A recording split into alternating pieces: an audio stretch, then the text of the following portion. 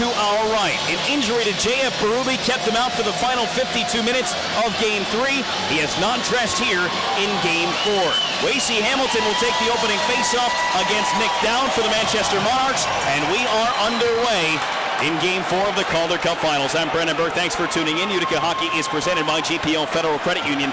Our focus is you. It is an intimate but loud environment here at the Odd, all dressed in white in what has become a playoff tradition in the 12th consecutive playoff shutout, sellout here in Utica. Bobby Sanguinetti wraps it around the boards as bodies fly, and it's steered up off the glass and out of play.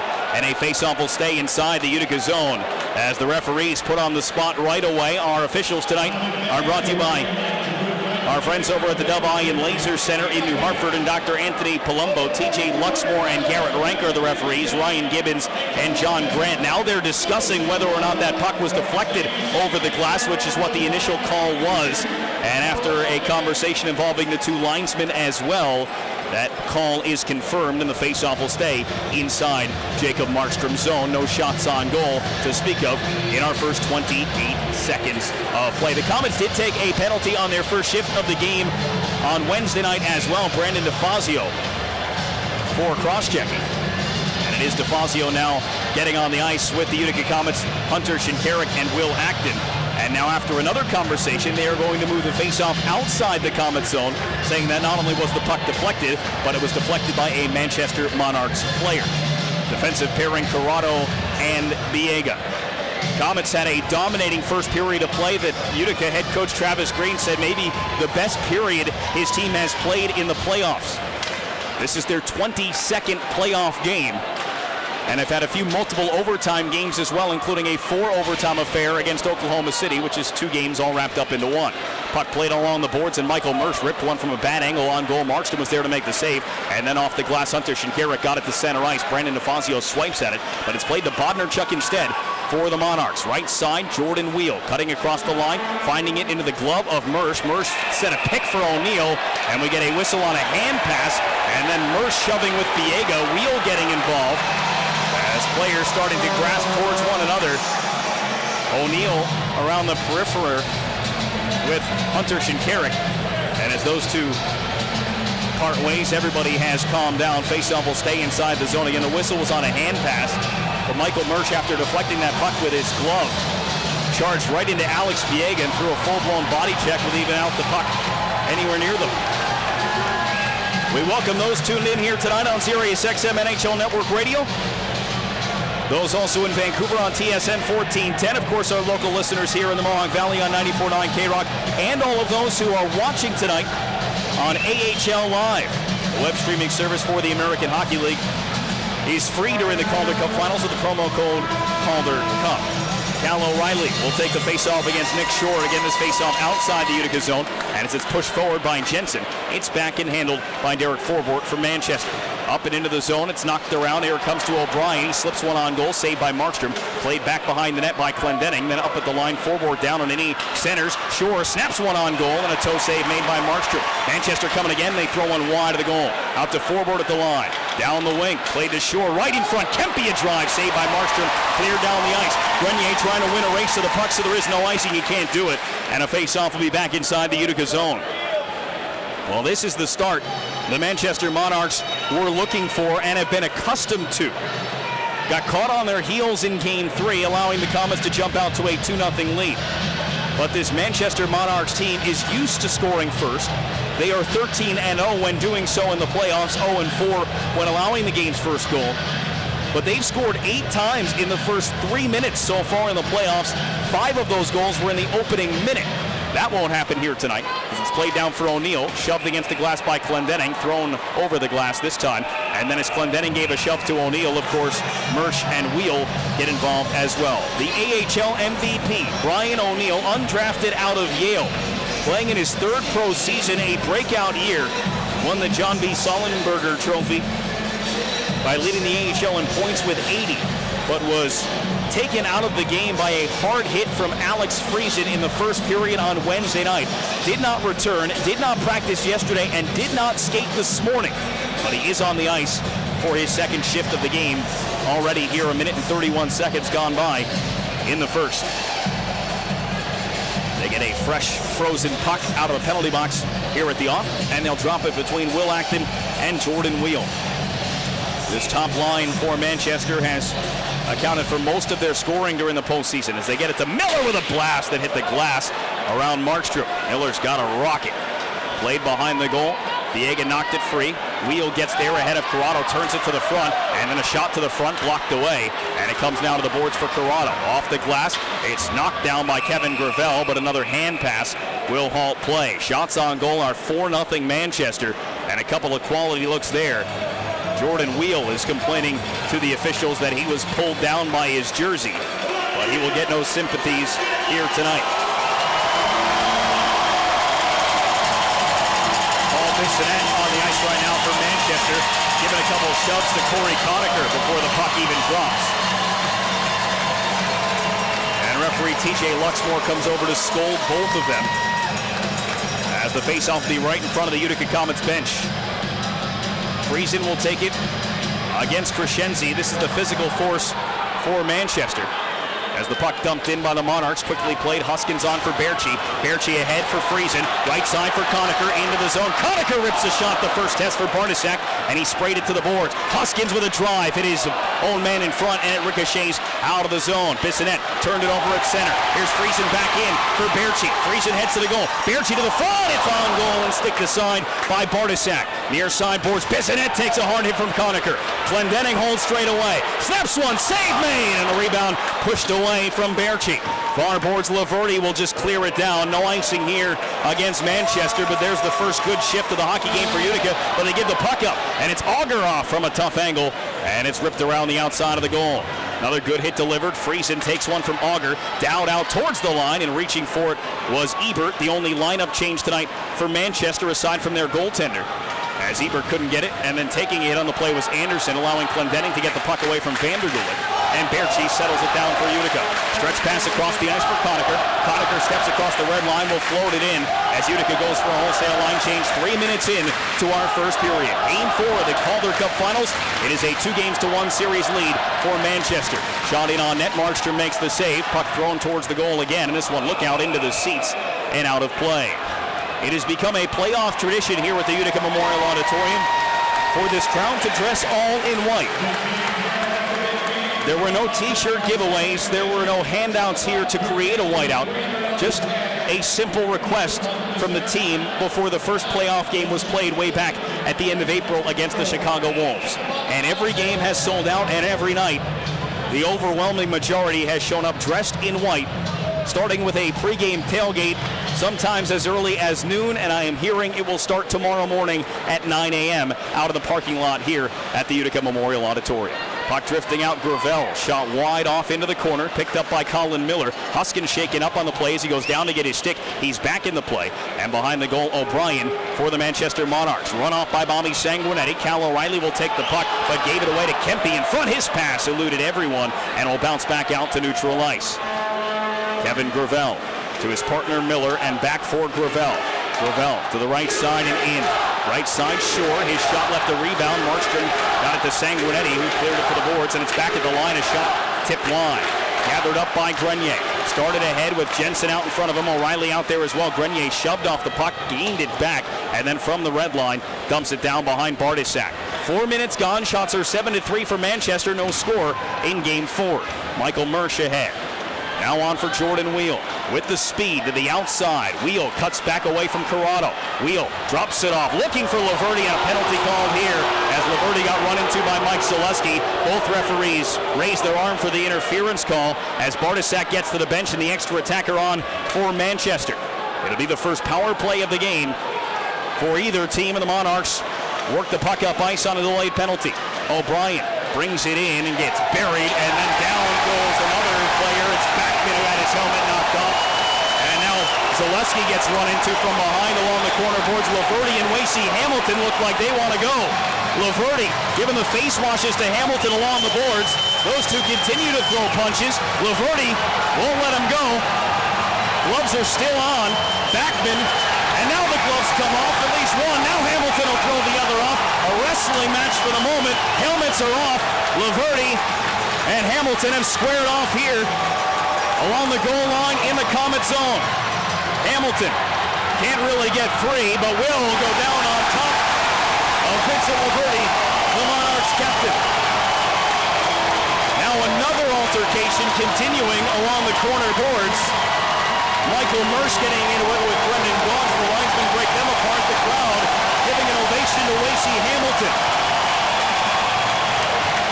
There will be more penalties called than the original Zaleski minor. But did the Monarchs just cost themselves a power play as Mersch comes after Zaleski again? The Comets already have 2 players in the penalty box. None of them are Mike Zaleski. Hamilton and Gaunce are both in the box. Wheel is on his way for Manchester. Of course, Laverty will be in the box as well. And a lot to sort out here with 15 minutes and 22 seconds to go in the first period.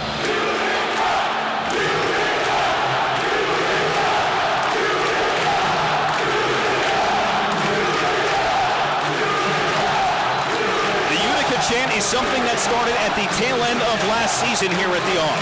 It was an organic chant not prompted by a video board or the audio system here in the building. It became something the Comets fans have been very proud of. They chant the name of their city, not necessarily the name of their team. It is a civic pride piece that has been on full display all week long.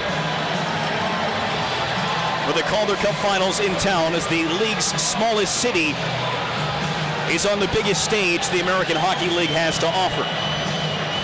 Still sorting out the penalties after what started a call against Mike Zaleski and then quickly escalated into what will be 5-minute fighting majors for Lacey Hamilton and Vincent Laverty.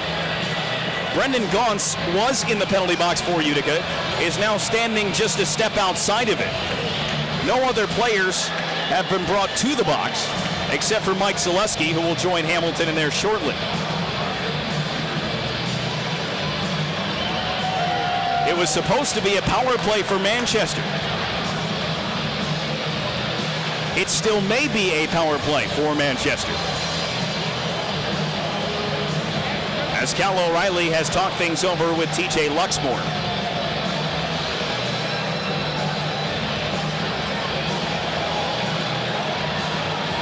It was again, the play was over, but there was a late hit after the whistle thrown by Jordan Wheel, which is why he's in the penalty box with Laverty.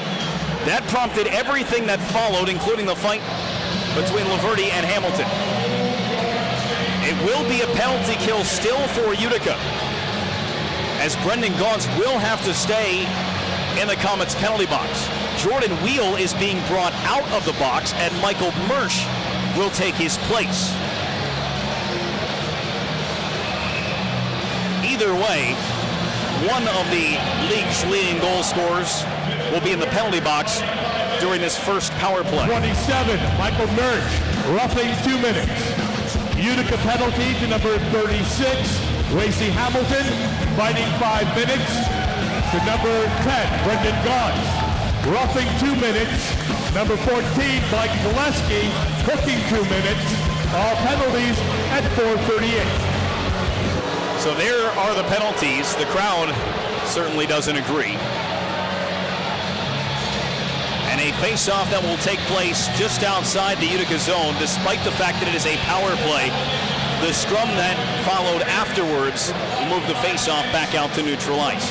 Acton, Biega, Huskins, and Friesen are out there for the Comets kill, which is 10-4-12 here in the Calder Cup Finals. Utica gets the clear off the draw. Utica is missing both Brendan Gaunce and Lacey Hamilton, who both kill penalties for Utica. As the puck brought in by Shore, but he lost control of it. And Alex Biega will bounce it right back in to the Manchester zone. Then stumbling down the wall, O'Neill got a piece of it. Huskins will have to protect it along the wall. He gets knocked off the puck by Shore, but he recovers and pokes it to the boards. Acton's hit, got it on. Friesen can't clear the zone. It bounces. Huskins tied up, thrown in front. Alone, they drop it off, and they float one off the post. It stayed out, and it's covered by Markstrom. A wide open goal for Nick Shore, and as it floated off his stick, it hit the post and stayed in the crease without anyone touching it. And a very calm and collected Jacob Markstrom simply puts the left hand on the puck and draws the whistle. 14 minutes and 46 seconds to go here in the first period. And they want to take a look at this one. Referee TJ Luxmore and Garrett Rank will go to the video review system here at the Utica Memorial Auditorium. It might be impossible to have more action without any goals being scored than we have had in our first 5 minutes and 14 seconds of play. They will take another look at that shot that hit the post and stayed out of Markstrom's net. This Comets penalty kill is brought to you by Vintage Limousine in Yorkville. It will still have 1 minute and 25 seconds on it, as long as the referees do not change their mind by what they see on the video review. For those not well-versed in the technologies of the American Hockey League, the video review is a one-camera system in the AHL. The referees can go look at just the overhead view of the goal. That's all they have to look at. It is a quick review. They have seen what they want to see. It is still no goal, and a face-off will take place inside the Comet zone. As we get another look here on the video board, again, it floated off the post, and it stayed out, and amazing that it didn't just deflect in off of any of the players that were inside that crease of Jacob Markstrom. Shots are 7-3 for Manchester, 14:46 remaining in the opening period. Game 4 of the Calder Cup Finals. Comets trail in the series 2-1, but ride the momentum after a Game 3 win here on home ice.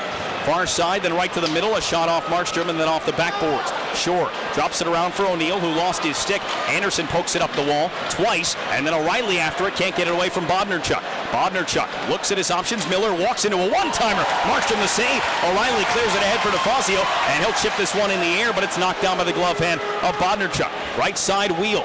Wheel down the wing from Shore as Shore spins it around the boards. Gravel is there, wrapped up by DeFazio. Puck poked out of the zone by O'Reilly with 50 seconds left on the penalty kill. It'll be Mike Zaleski out of the box. Hamilton serving a 5-minute fighting major, and Brendan Gaunt's penalty is coincidental with Michael Mersch. They will have to wait for a whistle after the penalties expire. Huskins leaves it for Biega. Tried to sneak it on for Acton, stolen away. Quick center, back middle and goal. What a save from Markstrom as he came out to challenge. Far side forward keeps the pressure on for Manchester. Sprung to the near side, Gravel hammered into the wall by Biega. Huskins comes over. Puck thrown back across the ice, as Manchester likes to do, to try and get some open space, but they can't converge on it quickly enough. Huskins has his man tied up. Quick center. Backman drops. Forward shoots, and a glove save by Markstrom. He has been spectacular and has made 10 saves in the first 6.5 minutes tonight. 9 seconds remaining on the Zaleski penalty, and then the Comets will be back at full strength. Jacob Markstrom in 32 games during the regular season won 22 times. He had a 1.88 goals against average and a .934 save percentage.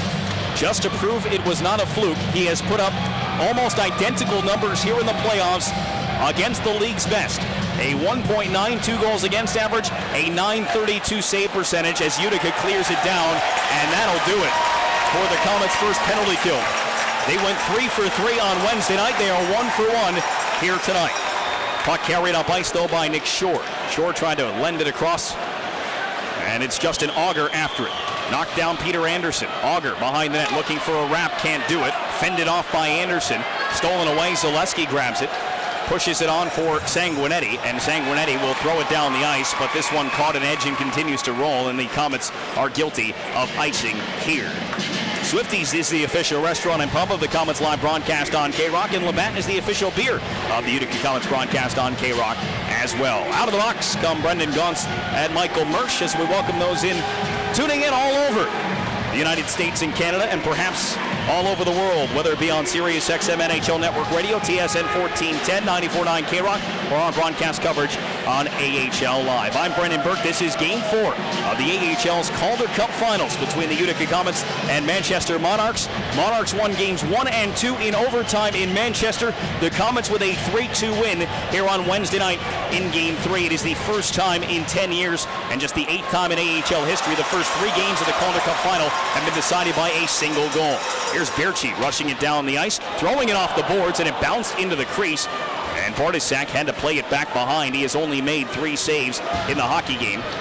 That is approaching 7.5 minutes old, and a high stick infraction, not a penalty, just a whistle called against Manchester. 12:38 remaining here in period 1. No score. This is the Calder Cup Finals on NHL Network Radio, TSN 1410 and 94.9 K-Rock.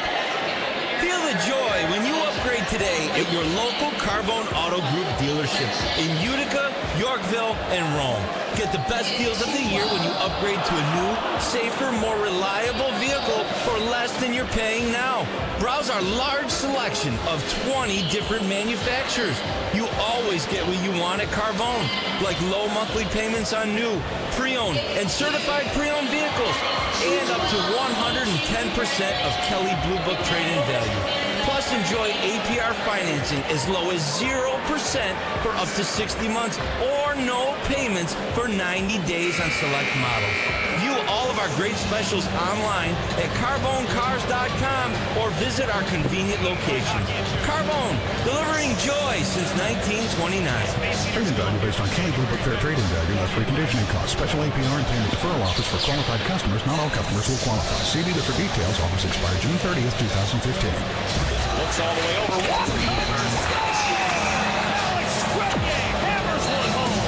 This is the Utica Comets 2015 Calder Cup Playoffs on 94.9 K-Rock. 12.5 minutes remaining in our first period, Game 4 of the Calder Cup Finals. Monarchs have had the majority of the pressure here tonight, out shooting Utica 10-3. But it is still a scoreless tie thanks to some stellar play from goaltender Jacob Markstrom as Cal O'Reilly looks for an exit out of the zone. Knocked down, Nicholas Jensen will hand it back to Corrado, and the Comets will try the near side of the ice. Yeager fumbles it for a moment, able to push it on to Grenier. Grenier takes his time, banks it off the wall to the Comets captain Cal O'Reilly, who got the scoring started for Utica in game number 3, scoring his first of the playoffs after leading the American Hockey League in assists, in which he still does, but didn't have a goal to his name until Wednesday night. He'll deflect this one in. Patrick Bartosak will leave it behind for Colin Miller. Miller, with great speed and a hard shot, brings it to the red line and didn't quite get it. And so icing is called against the Manchester Monarchs as Crescenzi, Bissonnette, and Vandergulik give a couple of shoves to some players. Bissonnette gives a chat to Adam Clendenning. Face-off coming back inside the Manchester Monarchs zone, close to Patrick Bartosak, who all of a sudden has become a story in the Calder Cup playoffs. Really, not necessarily because of his play. It's because that he is playing. The starting goalie for Manchester, Jean-Francois Berube, was injured in game 3 just under 8 minutes into the hockey game. He did not return to that game, and he has not dressed for this one.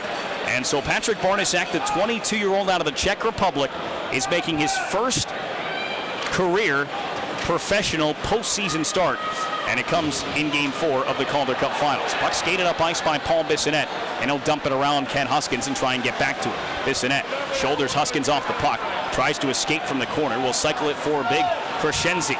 Crescenzi tripped up by Alex Friesen. Crescenzi one-hands the puck out to the line, and a shot that sailed wide from Derek Forbort. Kept in by Gravel. He's stapled by Berchi. Friesen can't clear the puck, and it's worked across the ice by Huskins to Sanguinetti. And now on for Friesen. Comets in on the left side. Berchi looking for a trailing Sanguinetti. Couldn't get it to him. Second effort, he'll spin it into the corner. Sanguinetti trying to follow it up there. Stalled the puck enough for Friesen to get involved. And now Conacher down the wing can't come up with it. Sanguinetti steals a loose one, pushed it towards the net, but the skates of Forbort there to stop it. And back up ice come the Monarchs. Way off sides was Manchester's Sean Backman. And the whistle with 11:01 remaining in period number 1. Bartosak hasn't started a game since April 19th. That was the final day of the regular season. He allowed 5 goals that day on 23 shots against the Providence Bruins. But he did play the majority of the game on Wednesday night and actually was the goalie of record, allowing 2 goals on 29 shots in just under 51 minutes of work. A game the Monarchs lost 3-2, but not because of his play. They are confident in him. They have reiterated that over the past couple of days, both the coaching staff and the players themselves. And the stats would justify that. Bartosak with a better goals against average and better save percentage, albeit in less playing time, than their starter Jean-Francois Berube. Puck played ahead for DeFazio, and it's just out of his reach. Could have been a 2-on-1 with Will Acton as Hunter Shinkarik sent it towards him. Acton and DeFazio digging. Corrado holds it in at the point. Spun back behind the net. It rolls to Acton. Acton goes to center. Shinkarik had it poked off his stick just at the last moment. Comets keep the puck in the zone as sticks fly. DeFazio trying to pick it back up. Acton gets the puck down the wing. Acton to the front. Shoved on net by Shinkarik and a save made. Knocked down was Shinkarik as he tried to get around the back of the net. Monarchs trying to clear the zone. Bodnarchuk lost it, and now they'll steer it out to center. Approaching the halfway point of the first period. O'Reilly fails to glove down a puck. It's wide of the net, but settled down by Patrick Barnesack. Puck kicked up ice. O'Neill let it go. Clendenning got a piece, so there's no icing against Manchester. And the Comets defenseman Clendenning smacks it around the boards. Great hands by Grenier, lifted off the glove of Derek Forbort, and it'll be a hand pass, but it won't be. They let it play it. Jordan Wheel just let the Comets take the puck, and now it's Clendenning chipping it towards Jensen, but it gets a little too far out in front of him, and the Monarchs take back over. A sandwich there between Biega and Friesen caught Jordan Wheel, knocked the puck off his stick, but Wheel gets it back. Mersch back to Wheel. O'Neill towards the goal. Wheel cuts back with a shot, and Markstrom got it off the stick and out of play. And Wheel, of course, came to the net hard, or O'Neill, excuse me, knocked Markstrom down, knocked the net off its pegs. And that drew the attention of Frank Corrado. Faceoff will come outside the zone when we come back. 9 minutes, 27 seconds to go.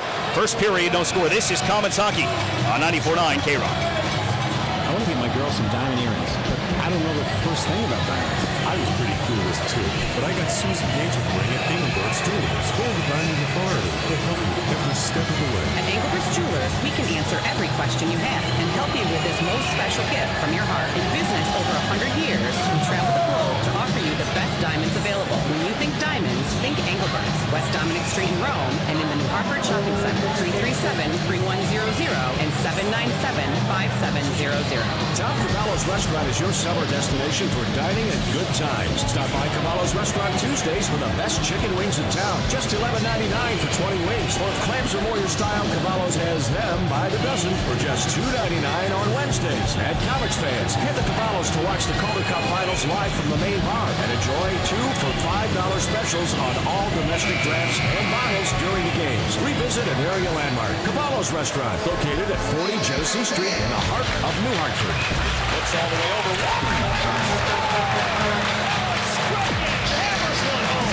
This is the Utica Comets 2015 Calder Cup playoffs on 94.9 K-Rock. No doubt on the marker board in every locker room of every team that has faced the Utica Comets this season, it says something about getting traffic in front of Jacob Markstrom and making his job difficult, because if he sees it, he's going to stop it. Manchester has taken a couple of good shots towards Markstrom, some necessary or at least inadvertent, and some avoidable. The most recent was the avoidable kind, but not the most egregious. As Brian O'Neill made contact with the Comets netminder, knocked the net off its pegs, cost his team a chance for an offensive zone faceoff. Markstrom, his 6'6", 200-pound frame, no worse for wear. 9:27 remaining in the first period of Game 4 of the Calder Cup Finals. Utica trying to even the series here at home. Game 5 is scheduled here at the Odd for tomorrow night.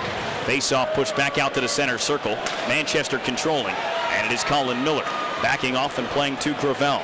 On for Michael Mersch and back to Colin Miller. An AHL All-Star hammers one in on goal from the red line, forcing Markstrom to make his 12th save. And as Corrado peels back behind the net, got away from O'Neill and then Mersch, and then stolen away and pushed to the front. Nobody home for Manchester. Puck given up. Gravel's shot goes wide. Skipped around the boards, and Miller is there. Meanwhile, Mersch and Corrado still battling behind the net. The puck was long gone as O'Neill takes a hit along the wall, and the Comets play it to the boards. Near side, Wheel tries to spin from Biega. Wheel steps, works around Biega, cuts to the front. Jordan Wheel keeps control, shot it, deflected wide. Mersch will pick it up there. Stolen away by Gauntz down low, smacked off the boards, kept in by Gravel. Shot ricochets just wide of the net. Corrado back there to get it. He and Michael Mersch continue to lock up with one another. Monarchs are tired as well. Crescenzi delivers it on Hamilton. Biega up ice for Gauntz. Gauntz down the wall, he'll throw it in. Comets get a fresh lineup out there. Conacher chasing to it. He's working on Loverty. Conacher lost his stick as the puck came on now for Gravel. Gravel's passed to Bissonnette, chipped around Sanguinetti. The two junior teammates in Owen Sound race after it. Then Anderson knocks the puck away from Bissonnette. Crowd reacting to Conacher and Laverty behind the play. They have since parted ways as the puck picked up by Auger.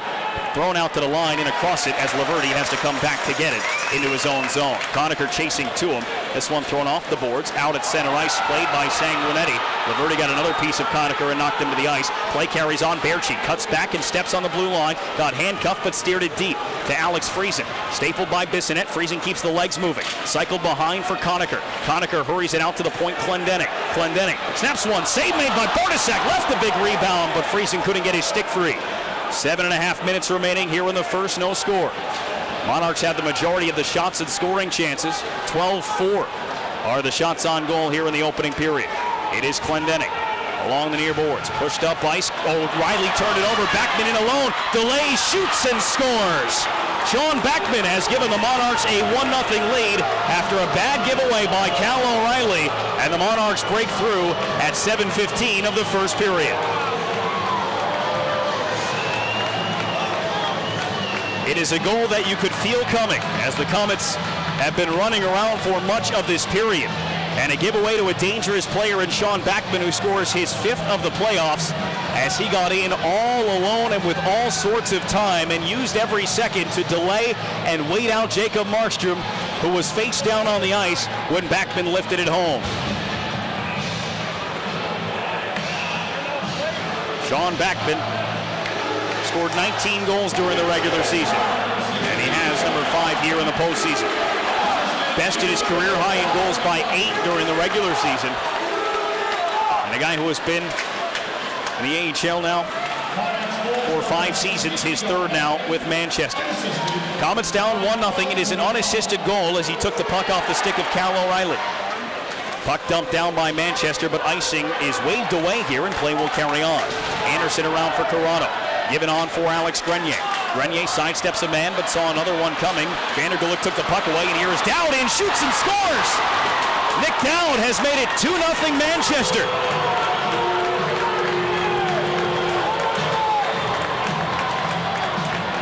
This goal coming at 6:43 of the first period. And again, the Comets got sloppy. Grenier turned it over. In alone came down, and the overtime hero from Game 2 has struck again. His 6th of the postseason and 2nd of the series. Glove side on Jacob Markstrom. And a brilliantly placed shot. And Travis Green is going to call his timeout. 2 unassisted goals coming off 2 defensive zone turnovers in less than a minute. And Travis Green, knowing the importance of this game, a loss means they're down 3-1, wants to wake up his hockey team right about now. They're being outshot 14-4 and now trail 2-0. It is the first time in this series the Comets have trailed by more than 1 goal. Even in a game in which they were outplayed drastically and outshot by 20 in Game 1, they never trailed by more than a single goal. And they never trailed for very long at all. But now their work is cut out for them. Manchester has taken a 2-0 lead.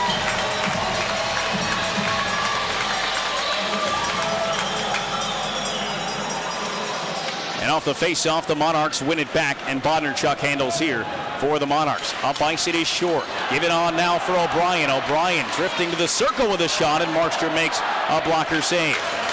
Brandon DeFazio to the left side for Huskins is off his skates, and down the ice it goes. It'll be an icing call against the Utica Comets. For as good as the Comets were in the first period on Wednesday night in Game 3, the exact opposite could be said about the first period here in Game 4. Manchester is in the middle of their most dominating period of the Calder Cup Finals.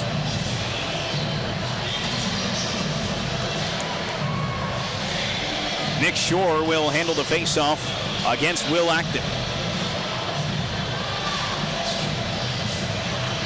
Faceoff one back to Colin Miller. Snaps a shot, and Markstrom lunged with the right leg to make another fine save. It was 32 seconds between goals scored by Manchester off egregious errors by the Utica Comets. Will Acton knocks his man down, Colin Miller, who gets back to his feet but had lost the puck.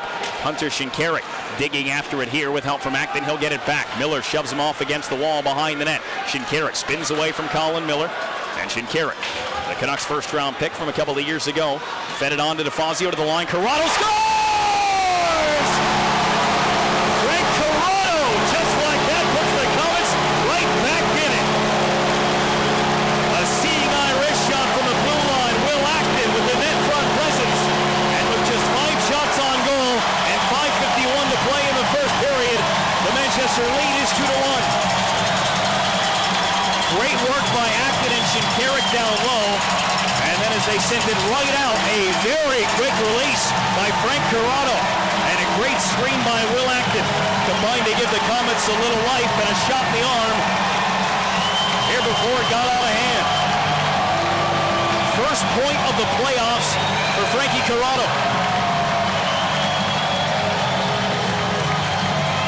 Give assists to Hunter Shinkarik and Will Acton. First in the playoff, scored by number 26, Frank Corrado. Assist to number 24, Brandon DeFazio. And number 9, Hunter Shinkarik. Goal scored at 14:09. My apologies, Will Acton won't get an assist, although he was instrumental in that play. Here's Wacey Hamilton down the wing. Brandon DeFazio checks on the scoreboard. Gaunts to the front. Clendenning drags. Shoots again. It's deflected wide. Far side boards its wheel. The crowd back into it here at the All. 12th consecutive postseason sellout. 38-35 the attendance here in our small setting. Left side boards Michael Mersch. Down the wing to the front, and it's chopped off the goalpost by Markstrom and lifted out to center ice. Just the second assist of the postseason for Hunter Shinkarik. And for Brandon DeFazio, it is his 5th. Less than 5 minutes remaining. Puck stolen away by Berchi. Berchi down the wing for Sanguinetti. And now fed up ice. Bissonnette can't handle. Ken Huskins can for Utica.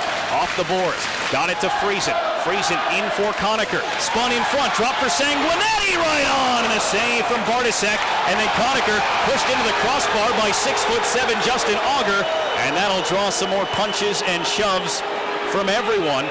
Crescenzi in the face of Friesen. Now Paul Bissonnette comes over and grabs Friesen by the collar. Of course, Bissonnette coming after Friesen, most likely because of Friesen's hit on the MVP, Brian O'Neill, from Game 1. Things have calmed down, at least on the ice.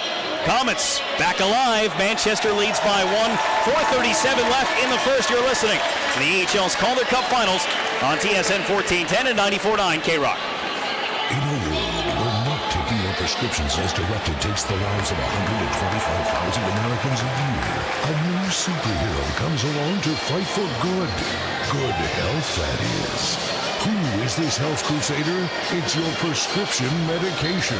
But if you're not taking your prescriptions as directed, you're taking a chance. Visit excelusbcbs.com/take as directed to learn more. Excellus Blue Shield is a non-profit independent licensee of the Blue Cross Blue Shield Association. When Central New York businesses are looking for complete documentation services, they turn to the professionals at Avalon Document Services. Avalon is your one-stop source for document scanning and imaging, business printing and copying, marketing materials and stationery printing, design, building, large format printing, plus they can handle your indoor and outdoor signage needs. Avalon, the business document experts, offer free same-day rush service and free pickup and delivery. Visit teamavalon.com or stop by 54 Franklin Square in Utica to see what Avalon Document Services can do for you.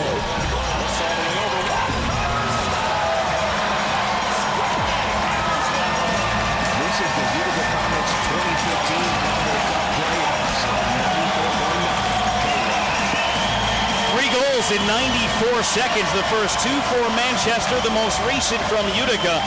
And that's the score with 4:37 remaining in the opening period. Shots on goal 15-6 for Manchester as the Comets look to tie the game the same way they're looking to tie the series. It would be at 2. Anderson from the point with a shot, and it sailed wide. Near side boards. In comes Sanguinetti.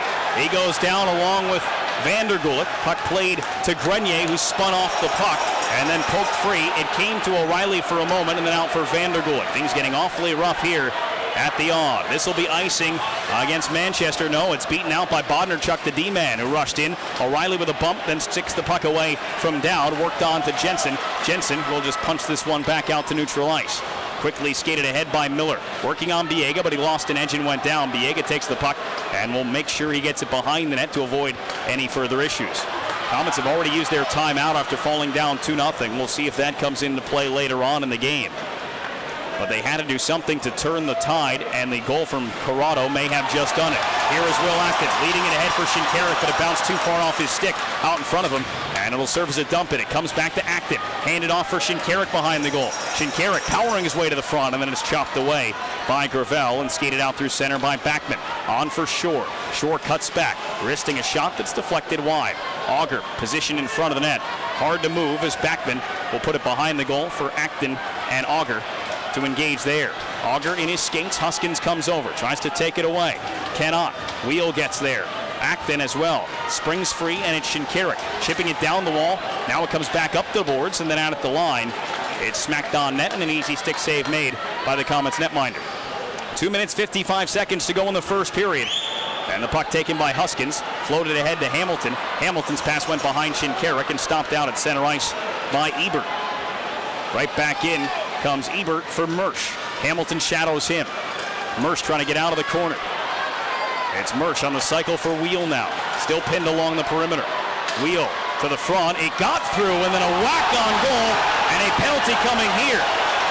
It's against Manchester unless the Comets cost themselves a power play as Zaleski goes after Jordan Wheel, who tried to join that, and then Forbort comes in and grabs Zaleski from behind, so Gauntz will join that party as O'Neill's being brought to the penalty box for his shot on Markstrom. It's the second time he's made contact with the Utica goaltender.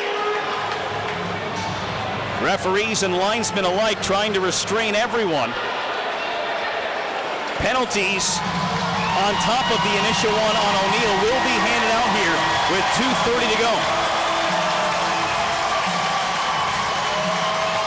Jordan Wheel tried to get involved. Mike Zaleski wouldn't have it, so he grabbed a hold of Wheel. That drew in Forbort,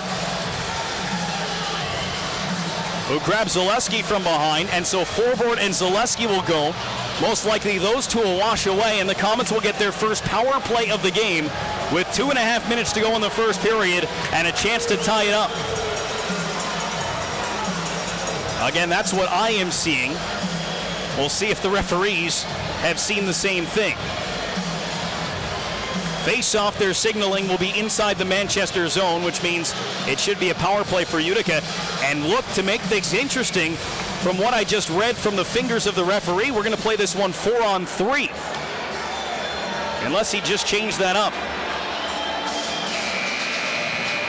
They have put no times up on the board. The Comets do have 5 players out on the ice right now. It looked like the initial signal was 4-on-3. But we will in fact play 5-on-4. When we get around to it, they still have to clean up the loose helmet on the ice. Jordan Wheel is confused whether he's supposed to be in the box or not. The net where Markstrom is located is still off its peg. The referee has come over to verify the penalties with the scorer's table and see which penalties are supposed to go up on the board, if any.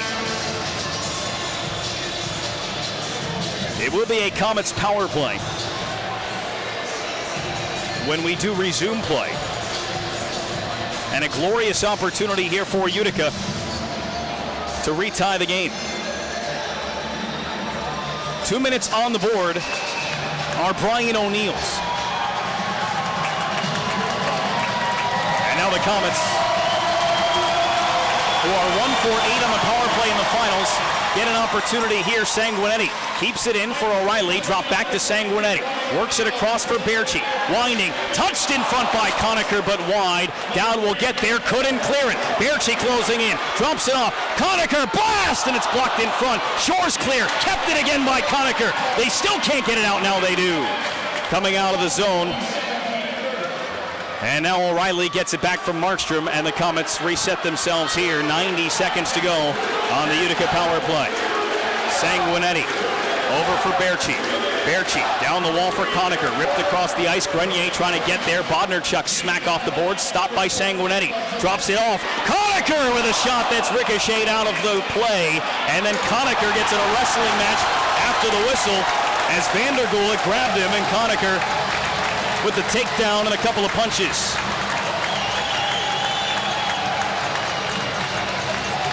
This is the intensity we have seen all playoff long, all series long, but not necessarily coming to a head the way we have seen it in the first period tonight. And if that doesn't tell you this is playoff hockey, there were no penalties called on that last play, which was a glorified wrestling match in the high slot of the Manchester Monarch zone, complete with a takedown for Corey Conacher.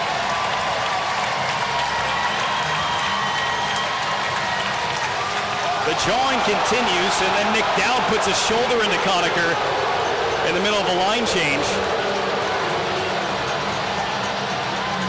And it will stay 5-on-4 here with 1 minute and 16 seconds to go on the Comets power play, and a 30-second differential between the game clock and the power play clock for Utica.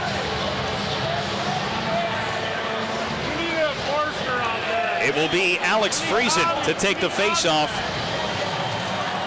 Shinkarik and Gauntz, Clendening and Berchi to operate with him. Friesen against Crescenzi. And everybody jumped, and they're going to toss Friesen out of the face-off circle, so Brendan Gauntz will stand in instead.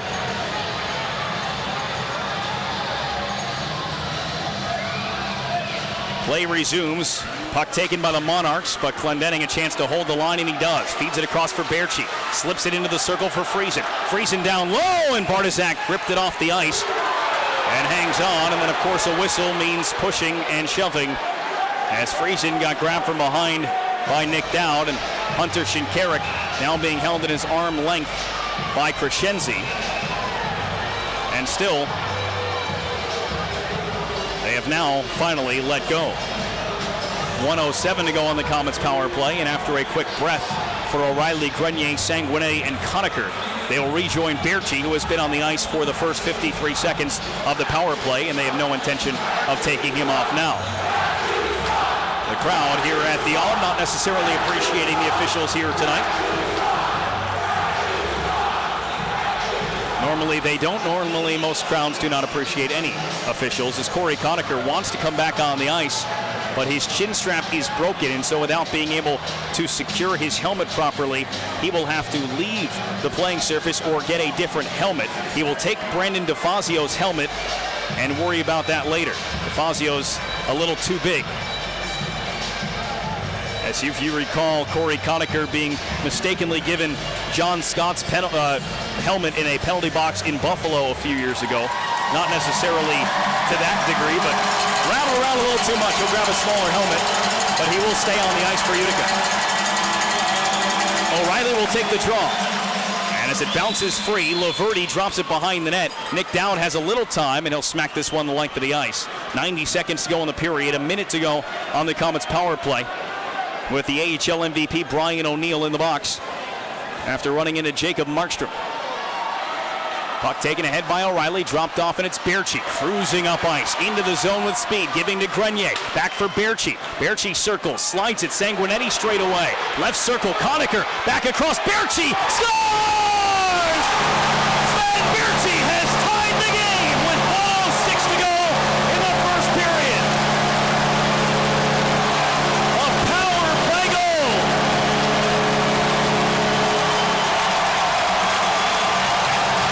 The Comets gave up 2 goals in 32 seconds. They were being outshot drastically, and with just over a minute to play and an opening period, the Comets have pushed the reset button.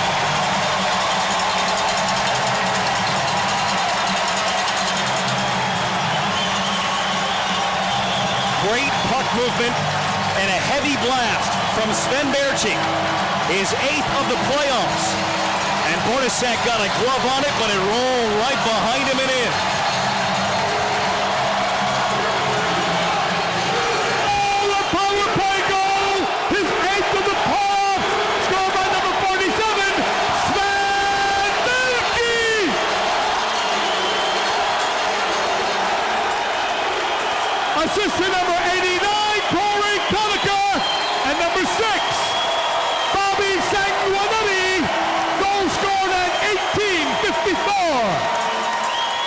with 1 minute remaining in the first period. This one is dumped in by Manchester.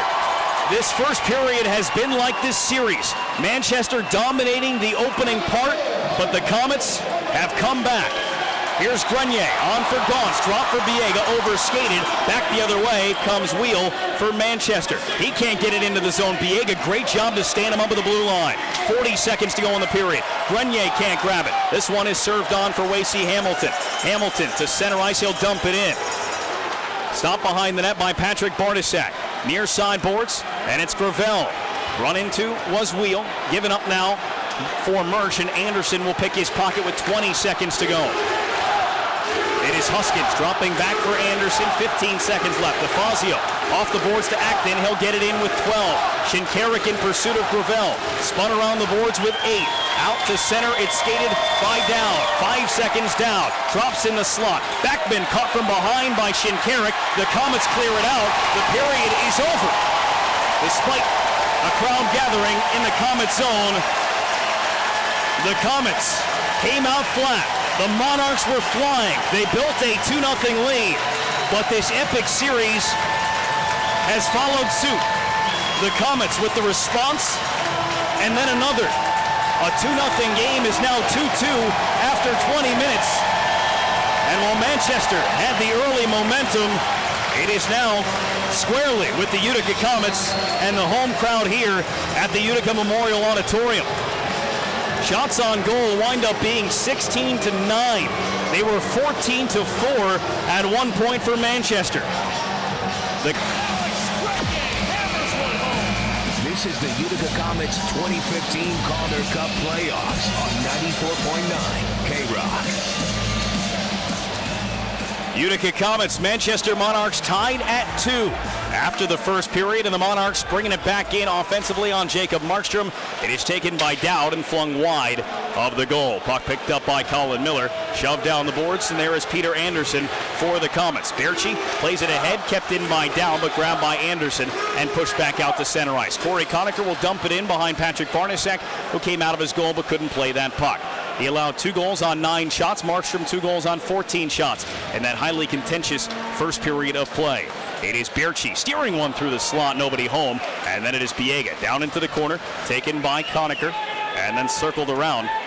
It is grabbed, and Miller tries to work it up ice. Miller delayed, had his pass deflected. Conacher steals it, but he couldn't keep it on sides.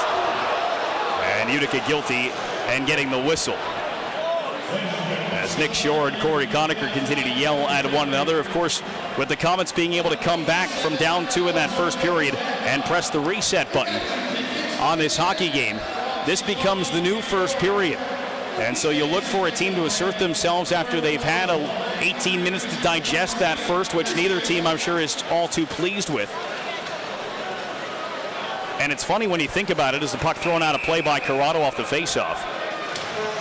The Comets fell down 2-0 and they were being drastically outplayed. But if it wasn't for 2 really bad giveaways in their own zone, they may have not fallen behind at all. Markstrom was so good in the early stages of that period, but couldn't keep the shots from Backman and Dowd from going in. It's been the secondary scoring for Manchester again tonight. The line that is out there right now, O'Neill, Mersch, and Wheel, who combined for all 3 goals in the Game 1 3-2 win, have not scored since that Game 1 victory. It's been Dowd and Backman primarily, as the puck dug for along the boards. Inside the Manchester zone, it is Gaunce tied up with Laverty, and then Gaunce tries to one-hand it to the front. It got there, but it slipped behind Mike Zaleski, and Wheel takes over, pushed on for O'Neill. He's ridden off along the boards. Corrado will take the puck, takes a hit, but made the play on for Biega. Biega to Zaleski with pressure coming. Zaleski got it on for Hamilton, and then off the skates of Biega, it is kicked back out to center ice. O'Neill brings it back in for Mersch. Mersch down the wall on the backhand from a tough angle, put it into the pads of Markstrom. He made the save, and as the Manchester Monarchs crash to the goal, a high stick call coming here, I believe, against Utica, as Markstrom is still down on the ice with the puck under his glove. It was Jordan Wheel again who went hard to the goal and got his helmet knocked off his head. And Wasey Hamilton will be the one going to the penalty box here A minute and 37 seconds into the second period. Manchester will get their second power play.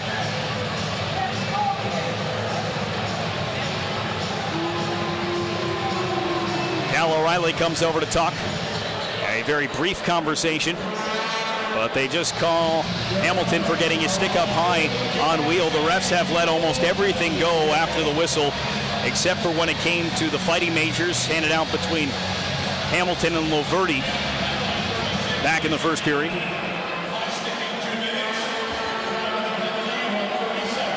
Will Acton will take the face-off for Utica on this penalty kill.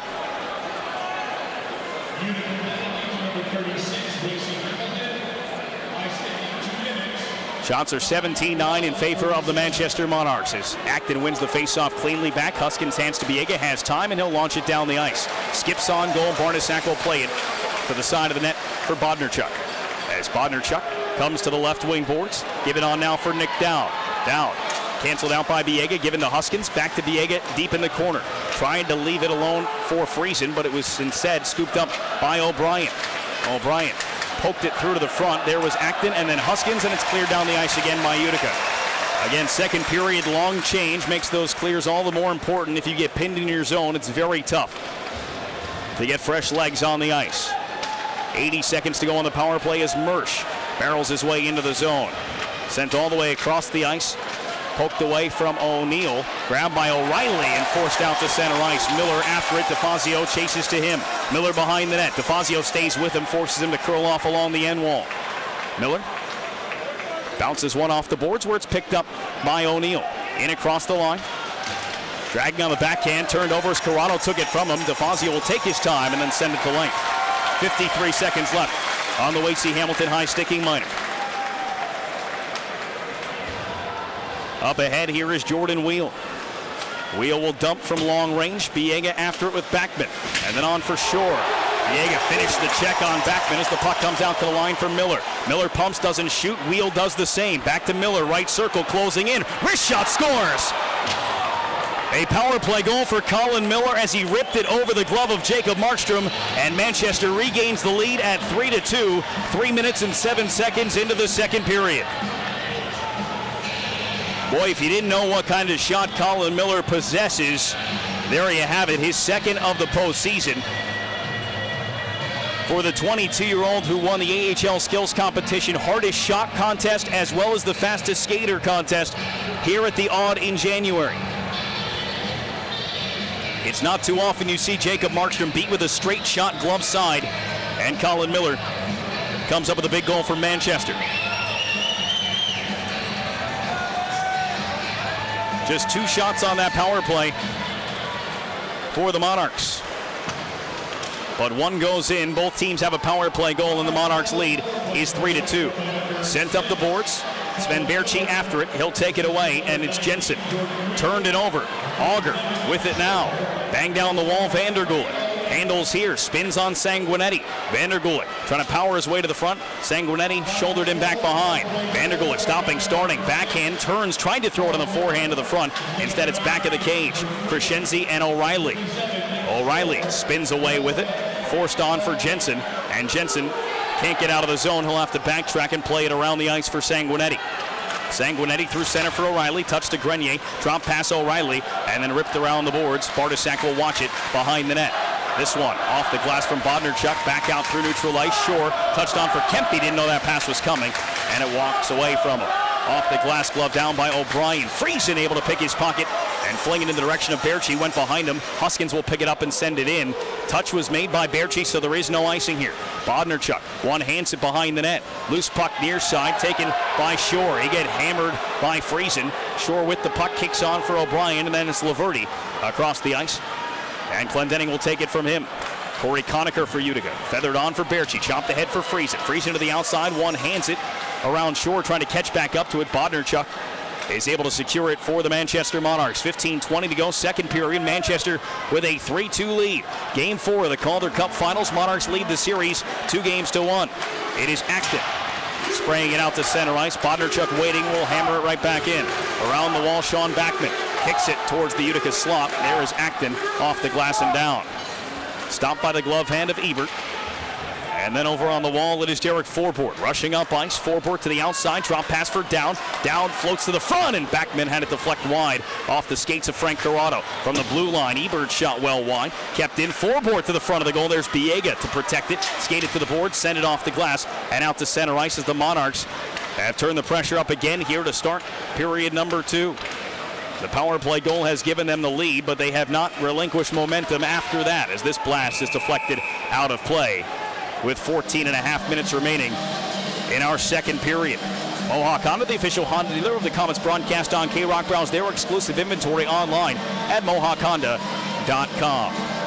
I'm Brendan Burke live from the Utica Memorial Auditorium. Game 4 of the Calder Cup Finals. Manchester leading 2-1. 3-2. Monarchs lead, 14.5 minutes to go in the second period. We welcome all those tuned in on Sirius XM NHL Network Radio, TSN 1410, our friends here in the Mohawk Valley on 94.9 K-Rock, and of course those watching the game on AHL Live.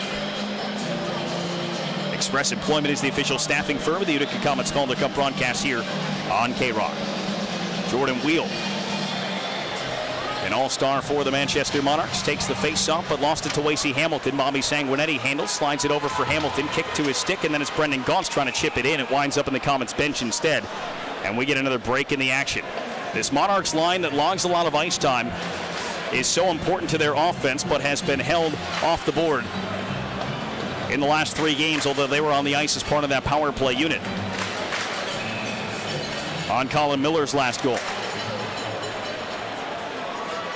But coming into the playoffs, coming into the finals, they had scored over 55% of their total goals in the playoffs as the puck dumped in by Sanguinetti but jumped off the half wall and into the mesh over the glass. And so the whistle has been blown, and a conversation with the guys in stripes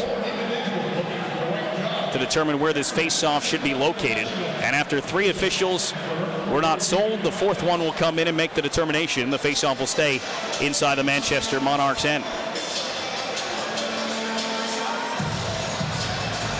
Late change here by Manchester, just bringing O'Neill off and Shore on.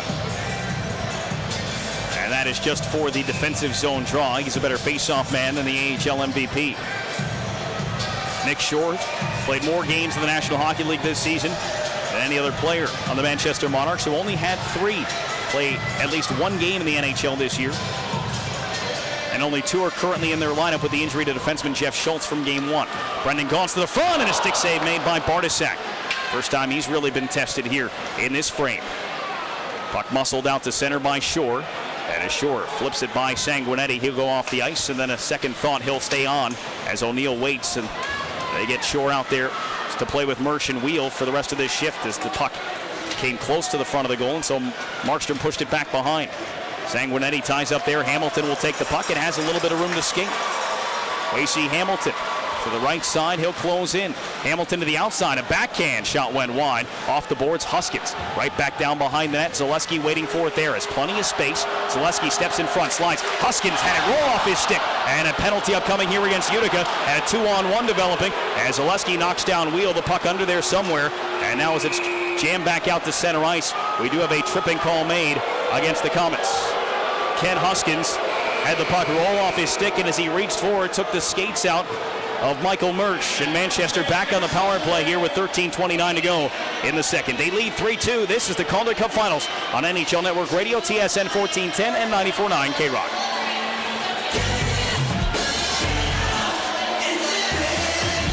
Shop the Herb Phillipson Super Dad's Day and Summertime Sale.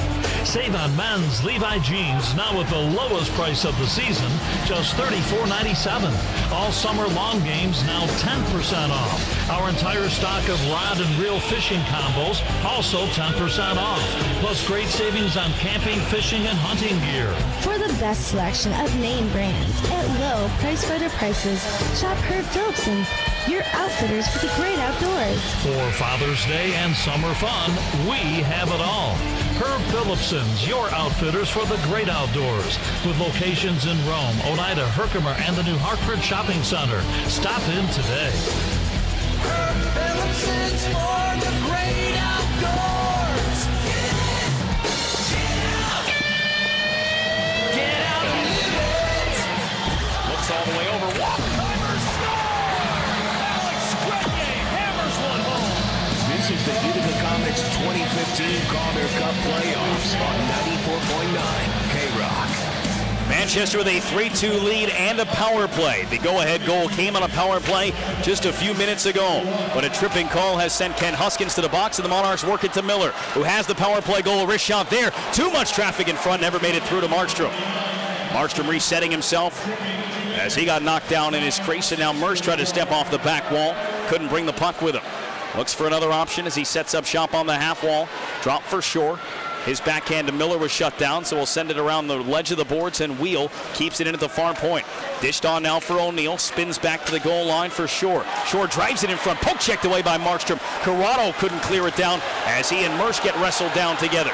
Now it's O'Neill into the slot, and that one blocked away by Biega. Near side boards Miller. Flip down for Shore. Mersch and Corrado still battling there.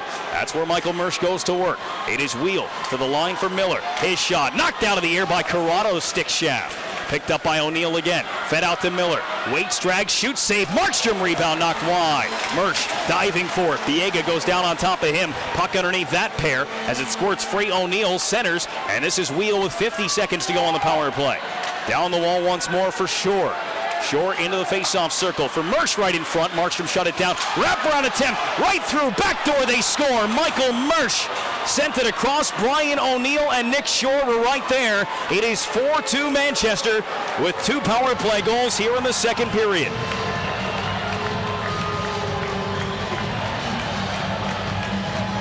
The Comets trailed 2-0. They tied it at 2, and now Manchester has come back with 2 power play goals in the first 8 minutes of the second period. Nick Shore will get his 4th. And the Comets have their work cut out for them yet again.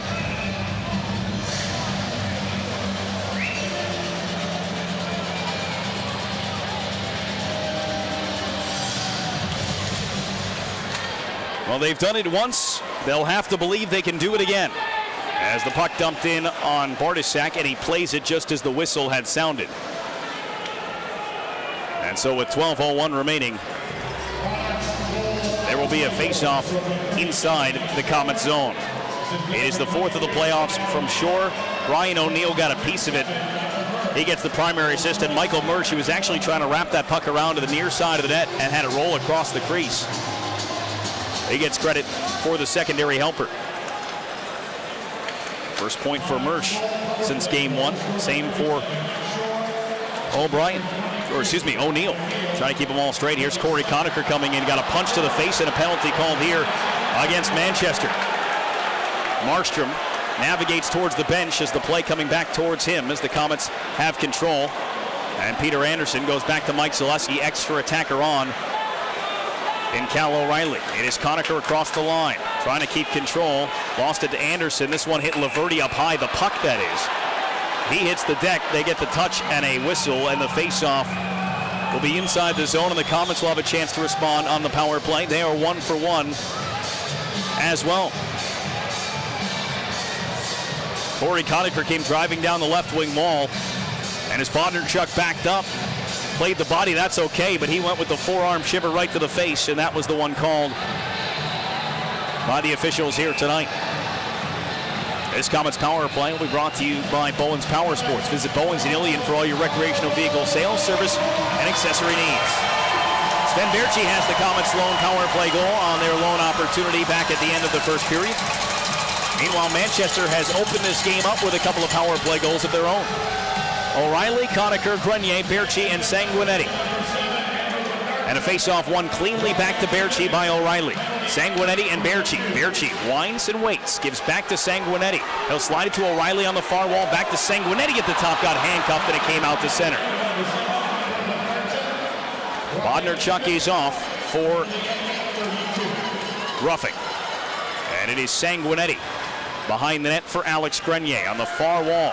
Grenier lost it. It came and is cleared by Michael Mersch. Markstrom will knock it down and quickly play it up ice. Berchi will turn his attention towards Patrick Bartosak, starting his first playoff game in the American Hockey League in his career. For an injury to J.F. Berube. Here's O'Reilly trying to get the puck under control and weave his way towards the net. He lost it, and it's bounced right back down the ice. Markstrom will leave it at the side. This is just the 6th time in this postseason that Jacob Markstrom, in now 22 games, has allowed more than 2 goals in a playoff hockey game. Is this puck thrown back out of the Manchester zone and right into the Comets bench? Faceoff will be inside that Manchester end, close to Patrick Bartasek. Had the 6th lowest goals against average during the regular season in the American Hockey League, but he only played in 28 games. Jean-Francois Berube, the starter in more games and picked up more wins than any other goalie in the AHL, which means Patrick Bartasek, one of the least used backup netminders, but did win 13 of his 28 appearances during the regular season with a 2.14 goals against average. Here is Anderson, straight away at the top, and then played back to the right side for Clendening.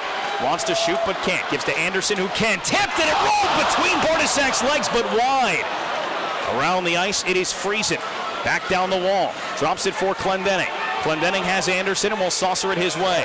Left side, tipped over the top of the net as Bartasek went lunging forward and came up empty. Clendening can't hold the line after a hard skipping puck down to the final 30 seconds on the Bodnarchuk goal. Clendening from center. Left side for Gaunce. Jammed into Friesen. Friesen can't grab it. Forbort back up the wall, and it comes to Corrado. Corrado for Friesen. Friesen looking to the front. Can't get to there. To Corrado with the line for Clendening. Clendening drags. Wrist shot is tipped, and it comes to Friesen on the near boards. Friesen down low for Gaunce. Gaunce back to Friesen. Final 3 seconds of the power play. Corrado back down off the glass. It'll send Gaunce to it. Power play is over. Bodnarchuk racing back in. They bank the puck off the glass. Great keep by Clendening. Throws it towards the net, but wide with Gaunce parked in front. Friesen with another shot. That one ripped wide of the net after it was blocked by Vandergulik. Shinkarik raced to it, but lost an edge and went down, allowing the Monarchs to get to the puck and float it in behind Markstrom. Utica now 1 for 2 on the power play. As Zaleski, they say, didn't get a piece of that puck, and so icing is called against Utica. The crowd can't believe it. Zaleski can't either. Certainly looked like he got a piece of that puck, but the call will not be changed. The IBEW Local 43 and Utica Contractors are proud supporters of the Utica Comets on their quest for the Calder Cup. IBEW and Utica Contractors, we're on the job for you. Couple close calls, but nothing else to speak of on the most recent Comets power play. Face-off, push out to the line, and across it, they say, and offsides whistled against Manchester this time. 8 minutes and 57 seconds to go in the second period. Manchester has jumped back out to a 4-2 lead. This is the Calder Cup Finals on NHL Network Radio, TSN 1410 and 94.9 K-Rock. Number one is better than ever. Mohawk Honda just keeps setting records month after month. With almost 2,500 total vehicles already sold to our family of Mohawk Honda customers this year, the deals keep getting better at the number one volume dealer in the capital region. Shop over 10 acres of savings opportunities on Route 50 in Glenville for your next Mohawk Honda and receive the experience you've always been looking for and deserve. Our Mohawk Exchange program will upgrade you to a new vehicle for the same or lower payment. Just ask for one of our MXP specialists, Tiffany, Katie, Viday, or Michelle. They're here daily to service your next automotive needs. Summer is here, and we're already starting to make room for the 2016 models with incredible savings on all of our 2015 models. If new isn't for you, we offer a selection of almost 400 of the best pre-owned vehicles, all at one low, no-hassle price. So why shop anywhere but number one? Mohawk Honda, number one in volume, savings, selection, and most importantly, service. Mohawk Honda, where we go out of our way to please you. Number one volume based on 2013-2014 new vehicle sales per AHM. Looks all the way over. Hammers one home. This is the Utica Comets 2015 Calder Cup Playoffs on 94.9 K-Rock. 8 minutes and 57 seconds remaining in Game 4, the second period of it, of the Calder Cup Finals here from the Utica Memorial Auditorium. Manchester with a 4-2 lead over the Comets.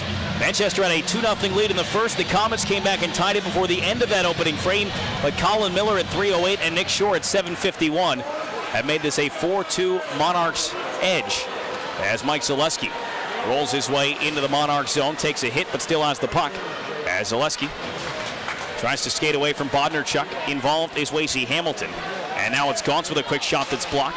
Gaunce's second effort, he got tied up with Wheel, and then Laverty tried to clear, but there was Zaleski. Poked across the ice, and it comes to Mersch. Mersch and trying to hand it off. Instead, it got to Alex Biega. And Wasey Hamilton got there, forced it back to Biega inside the Utica zone. Cross-ice pass to his partner, Corrado, and then dumped down by Brendan Gaunt, so he Bartosak out of his goal to play in for Bodnerchuk.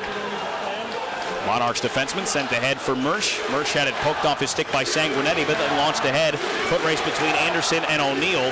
Anderson went down. O'Neill gets the puck, tries to send it across the ice for Forbort, and a nice stick in the lane by Sven Berchi. Knocked that puck rolling side to side, and now it's Berchi settling it down again. Puck in his skates, pile up ensues. Berchi comes away. He has his pocket picked by Kempe, put back in front as Kempe and O'Brien trying to give and go. And this is Kempe along the boards now. Kempe slides it. O'Brien turned it right through the crease, but wide of the goal. Picked up into the point. Ebert's shot tipped out of the air by O'Brien, but again wide as well. Now it's Shore. Turning and shooting, and a blocker saved by Markstrom, and he'll get that one over the glass and out of play. As so much of this second period has been spent inside the Comet zone, the shots have opened back up to a 23-12 margin in favor of the Manchester Monarchs. Monarchs averaging 32 shots per game and allowing just 24 so far in the postseason. They had won 8 consecutive playoff games before the Comets came up with a 3-2 win on Wednesday night in Game 3. They have, for the most part, rolled through the playoffs, with their only close call coming way back in round 1. The number 1 seeded Manchester Monarchs went to an elimination game in a best-of-5 series against the 8th seeded Portland Pirates. The Arizona Coyotes affiliate took them to the decisive 5 games after the Monarchs won the first 2 at home and lost games 3 and 4 on the road. And in Game 5, Monarchs blew a 3-0 lead. It was tied at 3, came back, won the game 5-3. They then rolled through Wilkes-Barre Scranton in 5 games, and then a clean sweep of the Hartford Wolfpack in the Eastern Conference Finals. Huskins goes back. Icing is called against Manchester as they floated a dump in and didn't think it would have the juice to get to the goal line, but it did. The Comets' path here was a little more arduous and took a few more games to complete. The Comets alternated wins and losses in the 5-game series with the Chicago Wolves, winning games 1, 3, and 5 to open the playoffs. Then in a 7-game series against the Oklahoma City Barons in the Western Conference semis, it went 7 games. And right now a timeout is taken. No, a penalty is called against David Vandergulik. After the icing, Vandergulik was being ordered to get on the ice. He would not comply. He is saying he is injured. And Laverty's going to come over and argue, but an unsportsmanlike penalty call has been made against the Manchester Monarchs for delaying the faceoff following the icing. And so the Comets will have a power play here with 7 minutes and 20 seconds to go in the second period. Laverty still arguing. Vandergulik has been called for the penalty. And Mike Stothers obviously not happy. I thought for a moment that he was signaling he was charging Manchester with their timeout as a result. It is in fact the same signal as unsportsmanlike conduct. And they have called the penalty. It becomes, I'm guessing they're saying it is either a bench minor or in fact Vandergulik is too injured to serve the penalty himself. So Jordan Wheel has gone and sat in the box, despite the fact that Vandergulik's number 14 is up on the scoreboard.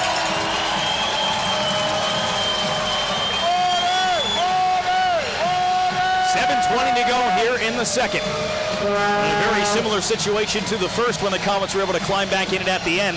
A power play goal could do wonders for the Comets here, but Utica's Alex Grenier tossed out of the faceoff.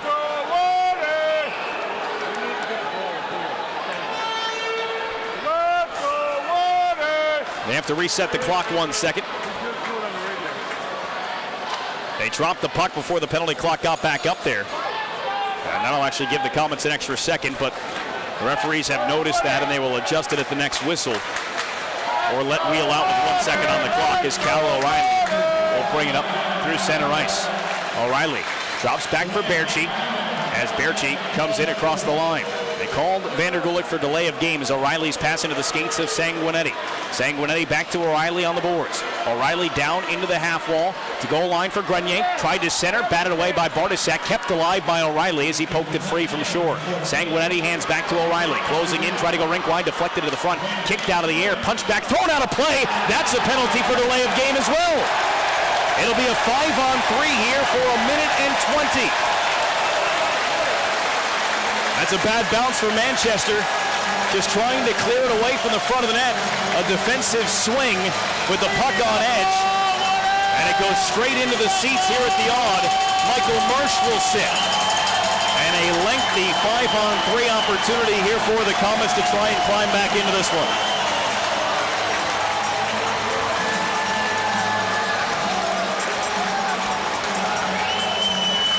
Conacher, O'Reilly, Berchi, Sanguinetti, and Grenier will stay the five-man unit for Utica. Dowd, Laverty, and Bodnarchuk in front of goaltender Patrick Bartosak for Manchester. And this power play or penalty kill could in fact be the hockey game. A broken stick off the face-off, but a clear for Dowd will allow him to get to the bench for a new stick as Cal O'Reilly begins the trek up ice for Utica. Floats one over for Sanguinetti, who will drop it and then steer it down the boards back to himself. Sanguinetti into the corner for Berchi. Berchi set up on the half wall and then feeds it to the top for Sanguinetti. Over for Grenier, down to the goal line. O'Reilly to Sanguinetti. Pumps, Grenier, one-timer is blocked in front. Loose puck far side. O'Reilly, a great job to get there. Took a hit down along the boards. Gets back up to his feet though. Shaken, but okay. O'Reilly handles here. O'Reilly behind his back to the goal line for Berchi. Conacher's alone in front of the goal. Berchi steps out. Grenier can't shoot. Turns it back down for O'Reilly. 30 seconds left on the two-man advantage. O'Reilly out to Sanguinetti. Fans on a pass, gets it back down for Berchi. Berchi to Sanguinetti. Over and waiting. Conacher slides it. O'Reilly is here. 20 seconds left on the two-man advantage. O'Reilly takes a path up top. Conacher's one-timer. Save made. Rebound alive and pushed to the boards. O'Reilly has it with 10 on the two-man advantage. Berchi to the blue line. Sanguinetti over. Conacher fans. It comes to O'Reilly. Tries to center again. It's taken and cleared. Two-man advantage, he's over. Out of the box comes Wheel. Markstrom steers it ahead for Grenier and then on for O'Reilly. Conacher to the net. O'Reilly waits and shoots. Bartosak the save and no rebound. And a penalty coming here. And I believe it's against Corey Conacher. Conacher got grabbed from behind by Derek Forbort. He responded with a shove to Forbort and they take just Conacher and will wash away the final 34 seconds of the Comets' power play.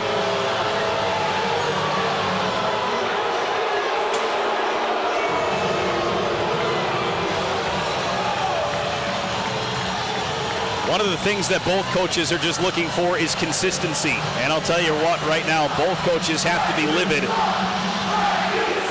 with the stuff that's gone after the whistle. At this point, I have no idea what is a penalty and what is not. We saw a full-out wrestling match earlier between two guys, one of them being Conacher, that was just let go. But now, with a chance to give 4-on-4 life, they enforce one against just Corey Conacher. Here's Shinkarik up across the line, slides to Friesen, shoots one off the blocker of the goaltender Bartosak. Picked up by Forbort, and Forbort, left wing pass, gives to Kevin Gravel. Turning and twisting away from Shinkarik. The puck hit off the skate of the referee. And then the goaltender Bartosak dives on top of it. And a crowd gathers, of course, yet again. 4 minutes, 51 seconds to go in the second period. Comets missed a glorious opportunity. They still trail 4-2. This is the Calder Cup Finals on TSN 1410 and 94.9 K-Rock. Paris, they're the commercial mower specialist.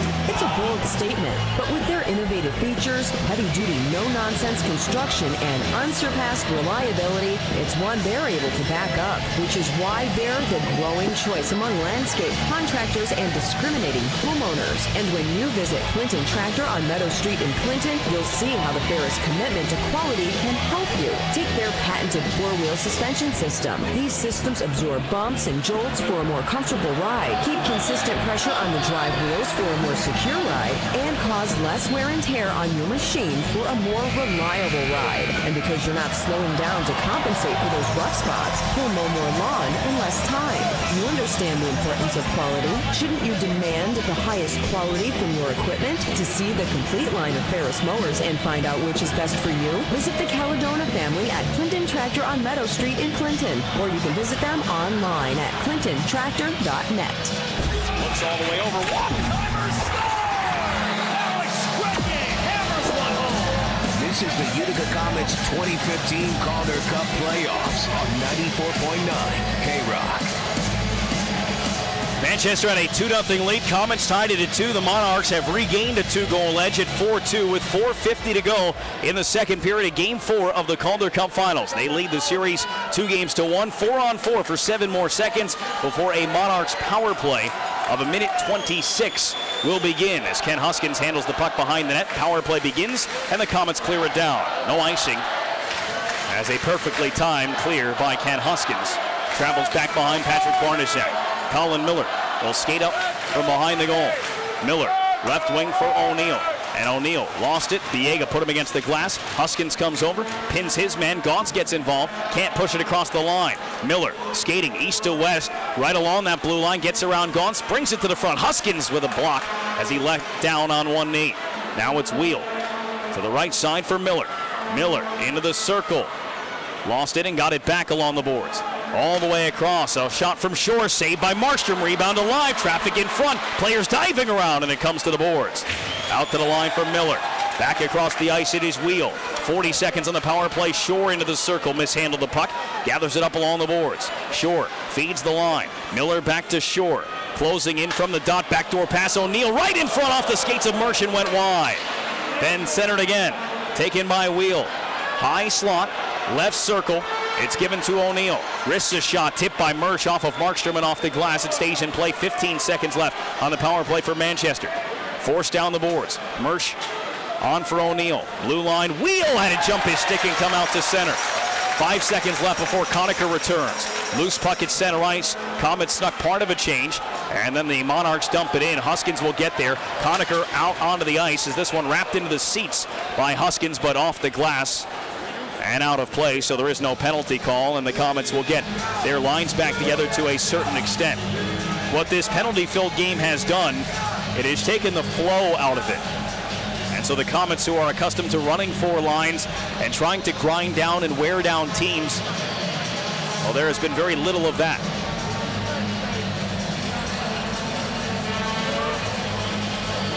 We haven't seen a lot of Brandon DeFazio tonight. We haven't seen a lot of Hunter Shinkarik tonight. That Will Acton on that line as well. Wasey Hamilton's line hasn't been able to get out intact very much. Bobby Sanguinetti off the boards. Nicholas Jensen forced it ahead, and now it's O'Reilly unable to clear it out. And of course, with that becomes extra ice time for your main players. You're gonna need them to have some juice left here. Here's Jensen. Trying to power down the wall, jump around Laverty. Laverty took his hand off his stick, wrapped up Jensen. Jensen double team. Grenier comes along to pick up the puck. Grenier couldn't get it out to the line, send it behind the net. Jensen racing after it. Bednarchuk lined him up. Meanwhile, Grenier and Laverty got all sorts of tangled together, and now a 2-on-1 developing for the Manchester Monarchs. Left side, it is Kempe across for Backman in alone. Puck in his skates, tried to drop it off for down. It's chopped out of the zone by Anderson, who got back defensively for Utica. It was an awkward 2-on-1 and a sloppy play as Grenier and Laverty continue to battle that sent Laverty to the ice right in front of the referee and the benches. As play carries on, Ebert for Manchester. Lost it to Corey Conacher. Ebert and Conacher come together. And a violent collision with them both going down along the end wall. Clendening hit by Auger far side. They both go down. Puck sneaks out to the blue line. Conacher got buried in front. The crowd reacting to that. Here's Clendening. Out straight away. Berchi winding, shooting. Blocked in front with the traffic that's there. And then tipped out to center ice. Berchi will grab it for Utica. Berchi curling and protecting. Try to give on now for Conacher. It bounced back for Huskins. Sprayed to the far side. Clendening in his skates failed to get it deep. Conacher came over. Steered on for Berchi. Berchi tried to rip it back away. Instead, it's Shore punching this one back into the Utica zone. 90 seconds left in the second period. Manchester with a 4-2 lead and a 2-1 series lead in Game 4 of this Calder Cup final. DeFazio got a piece, no icing here as Shinkarik and Acton will join him out there. DeFazio trying to dig it out from behind the Manchester net. Shinkarik has it in his skates with Kevin Gravel. It is still there. Shinkarik knocks it free. And now Acton and Forbort continue the battle. Out to the line, kept in by Alex Biega for Utica. Final minute of play in our second frame. DeFazio tried to sneak a pass through. It was cut off by O'Neill. Here's Mersch back in for Manchester. Mersch drops. O'Neill to Mersch. Fanned on a one-timer. Swing and a miss. It's grabbed by Will Acton. Poke checked away in front. And a loose puck shot on goal by Mersch. And a great save by Markstrom. Half another bad turnover by Utica. Gravel holds the line for the Monarchs. Slips it down near corner. Biega after it. Runs off Michael Mersch. Half a minute to go in the period. Near side. 80's wheel toppled down to the ice. Acton sprays it across, and this is DeFazio. 2-on-2 with Shinkarik. Drop pass to Shinkarik. Curling and looking. Shinkarik winds up losing it. Sanguinetti is there, but it's played to Miller. Miller knocked down, and the puck bounced ahead. Here's Dowd with a chance to cut in on Markstrom. 10 seconds to go. He shoots and scores.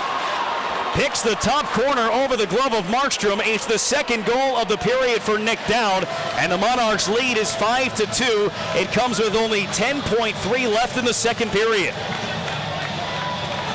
What a huge goal for Nick Dowd of the Manchester Monarchs. Comets failed to get the puck in deep. Sanguinetti got beat trying to do so, and as it came up ice, just a blistering wrist shot from Nick Dowd, a rookie out of St. Cloud State. It's his 7th of the postseason and 3rd here of this series.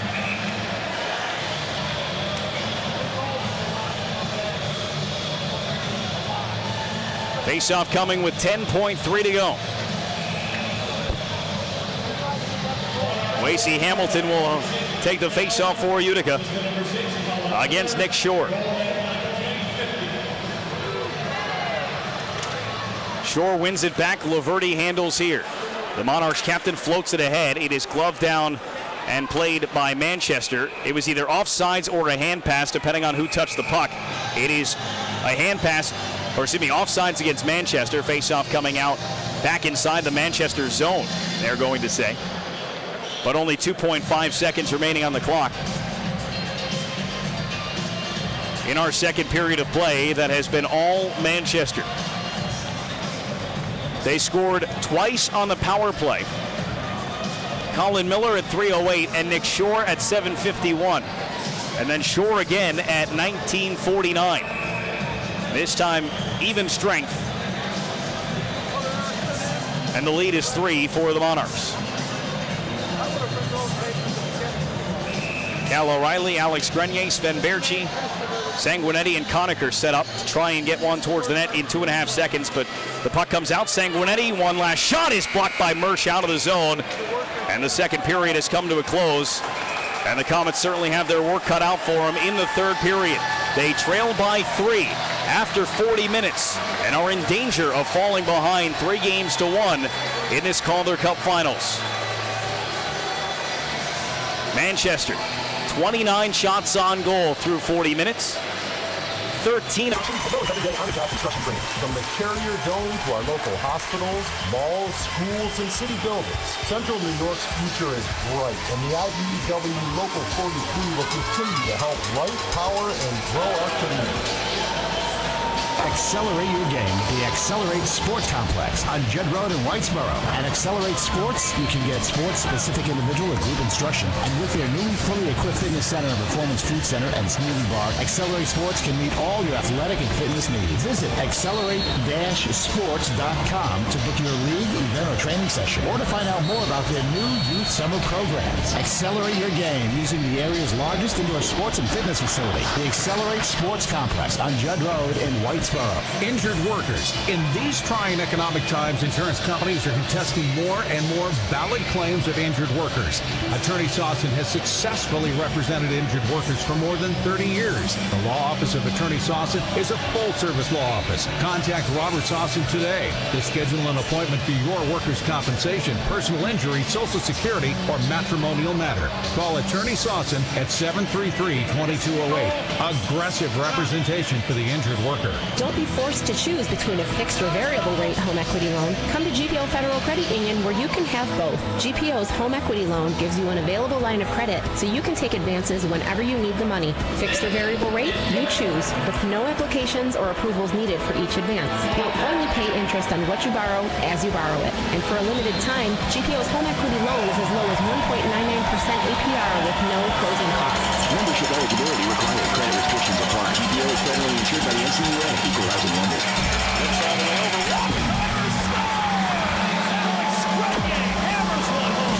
This is the Utica Comets 2015 Calder Cup playoffs on 94.9 K-Rock.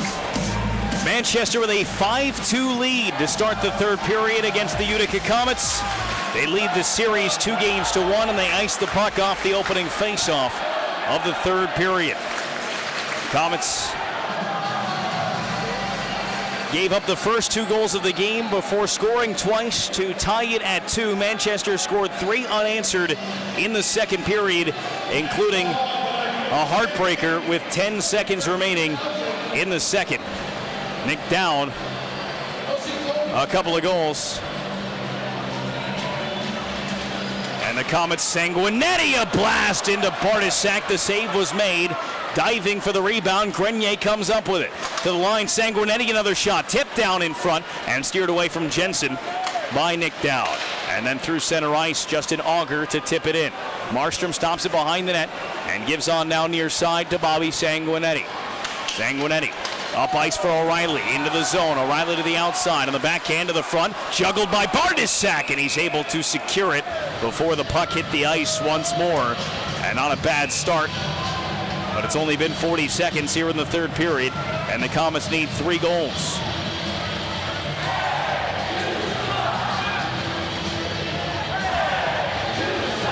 The final game here at the Odd this season will be tomorrow night, one way or the other. The Utica Comets have already sold that game out.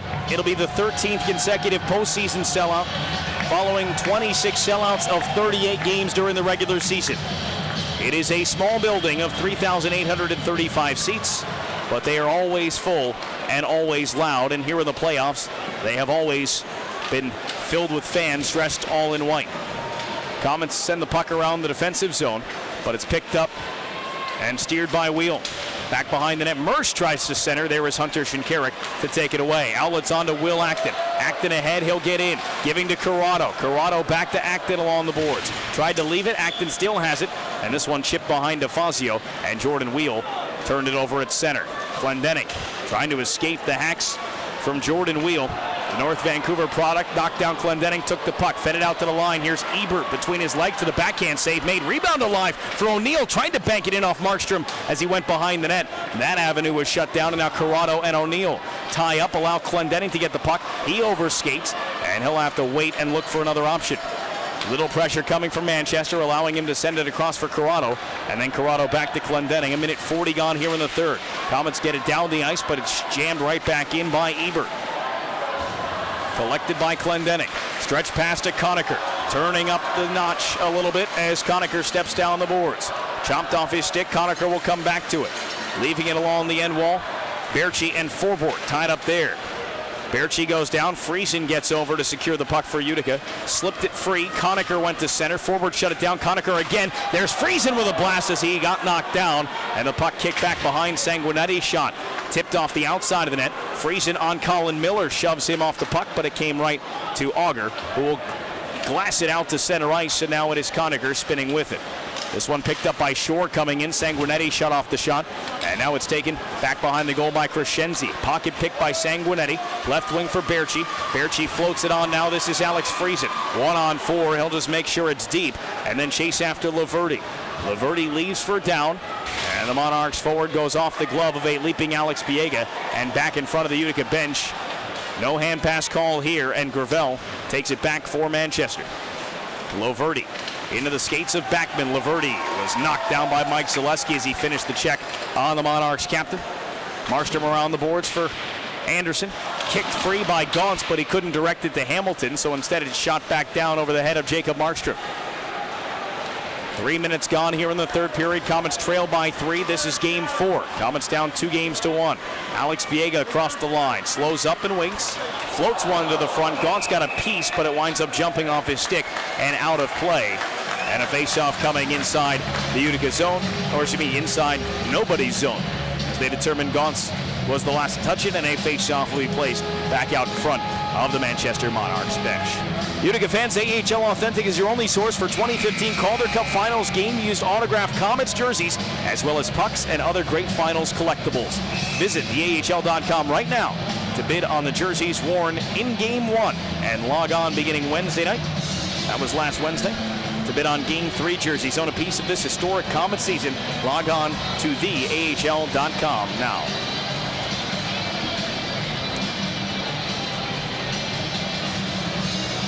We have a delay here, as I believe the panel of glass that Loverty was run into by Mike Zaleski, I'm not sure if it is broken or has just come loose.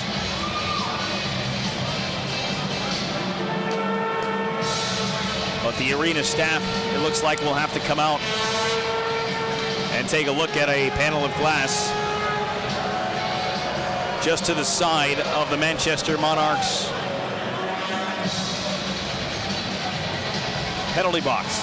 It is, in fact, just the holder that came free at the top of the glass, which was an easy fix and was done without anybody actually stepping foot on the ice from the Utica Memorial Auditorium arena staff. And so they get that re-secured, and the game will restart here.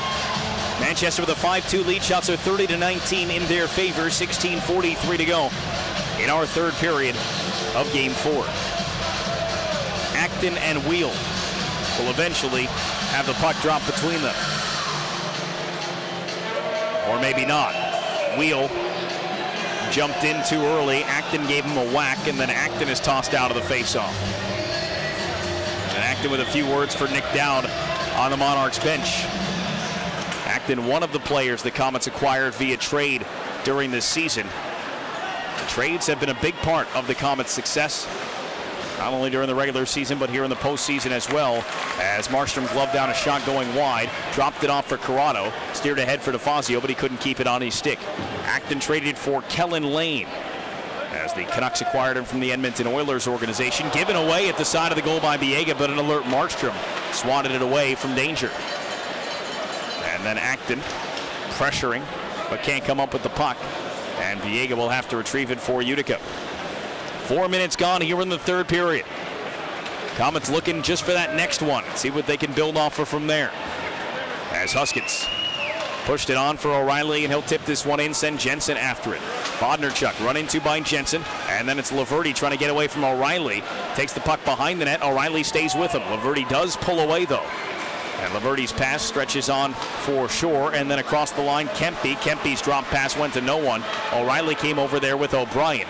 And it's work behind the Utica net. Ken Huskins with a rolling pass to Grenier. Grenier all the way over for Jensen. Couldn't complete the pass, but he did get a piece and knocked it into the Manchester zone. 4.5 minutes gone here in the third period. Comets down 5-2. Friesen steals it away from Colin Miller. Coming in down the right wing. Friesen to the front. It's blocked down. Loose puck. Sanguinetti with a jam. It was alone in the crease, and the Monarchs clear it away. There were multiple chances for players to punch that one into an empty cage, and they couldn't get it to go.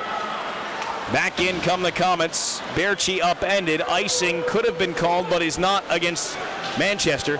And then Dowd takes down Anderson, centers it with his skates. Markstrom a save, and Markstrom gets barreled into by big Justin Auger.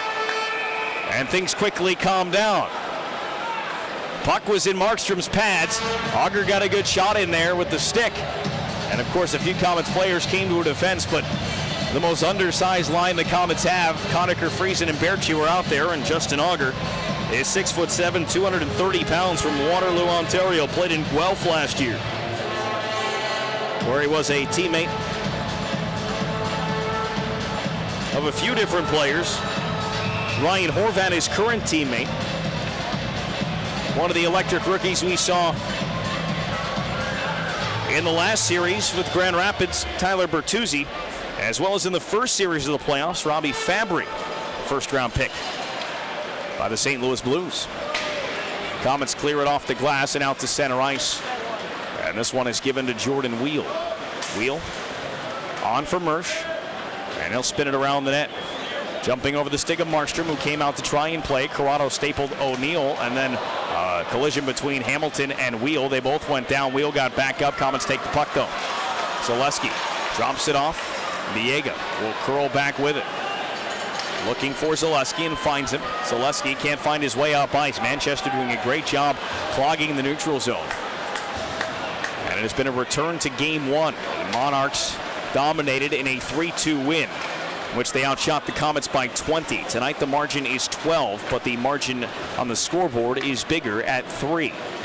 5-2 the score as Markstrom pries one off his pads to the boards. Crescenzi right back in front. Shore got a piece but couldn't get it on goal.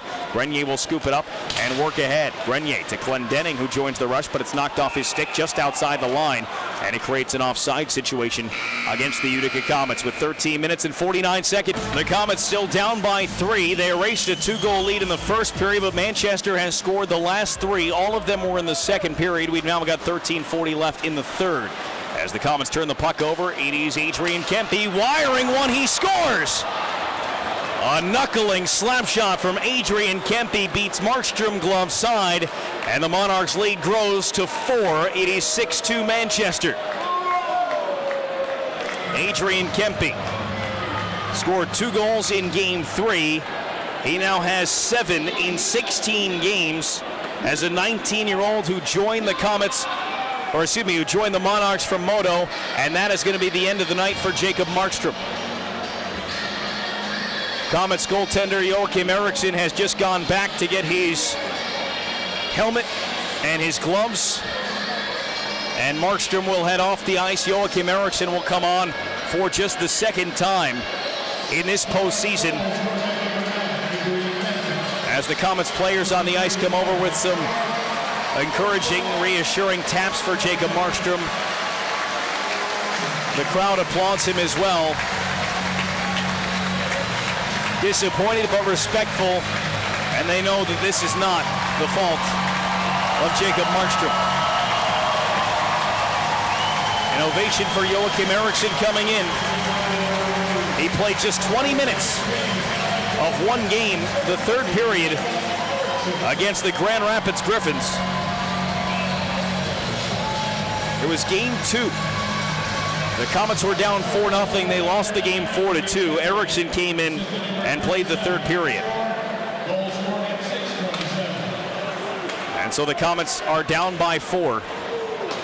And no icing here as Eriksson spins the puck off the referee. Tried to go around the glass. It hit TJ Luxmore right in the backside instead. And the Monarchs converge on it. They send it to Dowd. Zaleski able to knock it free, and Peter Anderson works ahead. Anderson from center ice. He'll bang it in. Near sideboards. It is Hamilton. Back into the glass. Zaleski digging for it. Lost his stick. Able to kick it on. His stick was broken. He dropped it. It's jammed at the side of the goal by Gauntz, and Bartosak able to pick it up with the blocker hand as he shed his stick. And then grabbed it. And then Wacey Hamilton and Bodnerchuk have to be separated by the linesman. As the Comets just trying to build something now. The lead may be too great to overcome with the time they have left to do it. But with game 5 coming tomorrow and potentially facing elimination, the way they finish this game is important to them.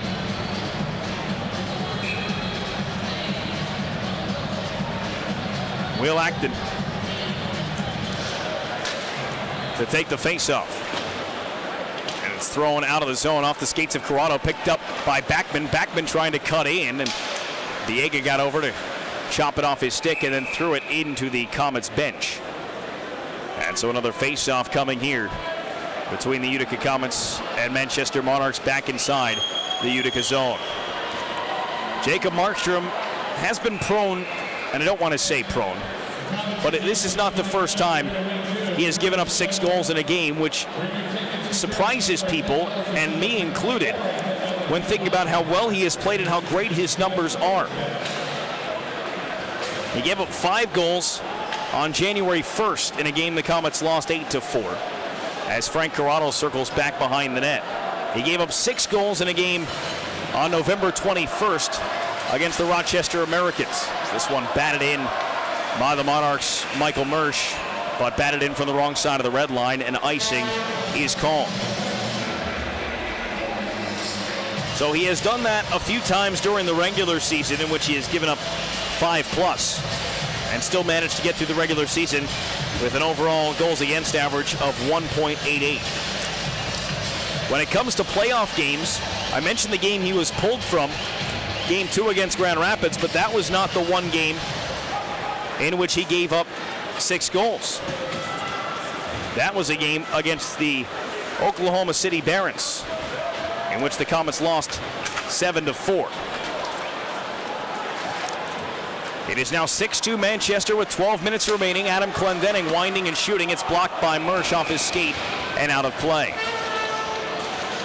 Joachim Eriksson, a 24-year-old Swede, is playing in his 2nd season in North America, was the Comets' starting goaltender for most of last season, and was anticipated to be the starting goaltender for Utica this year as well, before the Vancouver Canucks went out and signed Ryan Miller.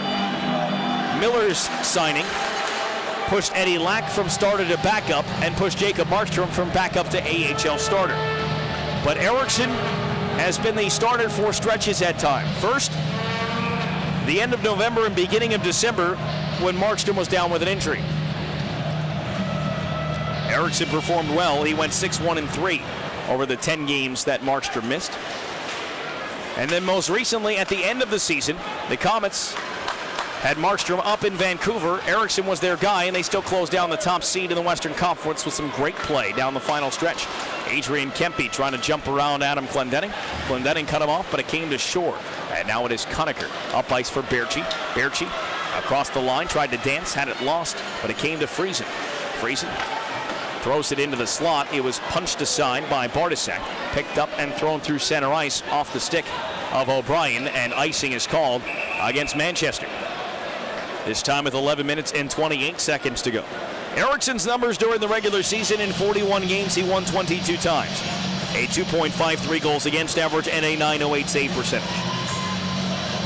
His only game in the NHL did not go well. It was January 15th of last season. He allowed 6 goals on 31 shots. That was in relief. The final score was 9-1, a game that I'm sure Canucks fans don't want to remember, but certainly do.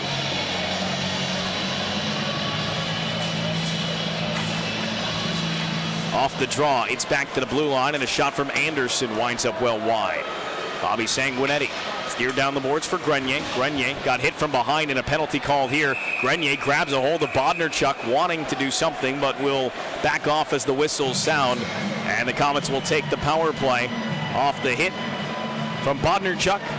That was called by both referees, boarding the infraction and the Comets to the advantage. This Utica Comets Calder Cup broadcast on K-Rock is brought to you in part by Clinton Tractor, Joe Dan's Furniture, and GPO Federal Credit Union. JK Lumber, your home improvement experts, know the Comets are built for success and are proud to support the Comets and all things local. Visit them today at j-k.com. 5th power play of the game for Utica. Their first since the missed 5-on-3 opportunity. One of the power plays for Utica lasted just a matter of seconds before Corey Conacher's roughing call evened it up. But again, the Comets want to finish this game strong, and a goal here would certainly help their confidence level moving into tomorrow. But this one is fired down the ice by Manchester and stopped back at the goal by Jacob Markstrom. by Joachim Eriksson, who is coming to replace Jacob Marchman. O'Reilly leaves to Sanguinetti, and across the ice for Berchi. A sloppy pass he'll have to come back for. Berchi leaving to O'Reilly now. O'Reilly across, and he misfired on Sanguinetti, and the Comets still trouble getting out of their own end, and O'Reilly will have to double all the way back to the goal line. Manchester waiting the rush at center ice. O'Reilly to the right side for Grenier. Tried to toe drag around foreboard, couldn't do it. Finished his check on foreboard into the bench, and a penalty will be called against Grenier for an elbow.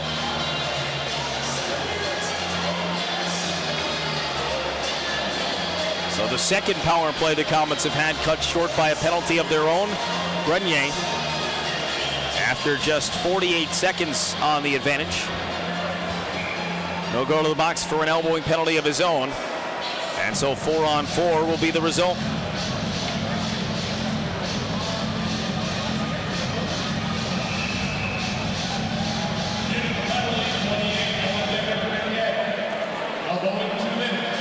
Face off for Friesen and Wheel.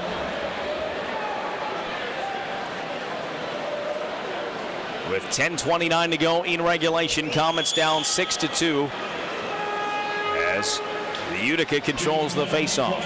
Viega stops behind Joachim Eriksson. Comes up near side, Comets skating from left to right. It is Friesen to Viega, all the way over for Corrado. Chipped in, Shinkarik after it. Risks a shot well wide of the goal. Kicked funny off the boards and jumped over the glass. And then Laverty swings his stick and bats the stick of Corrado away from him. And he'll be penalized for that. And it looks like we're getting 4-on-3 power play time for Utica for 53 seconds. Vincent Laverty didn't like the stick of Corrado near him. But what he did, and although it doesn't wind up hurting anybody, is a dangerous act.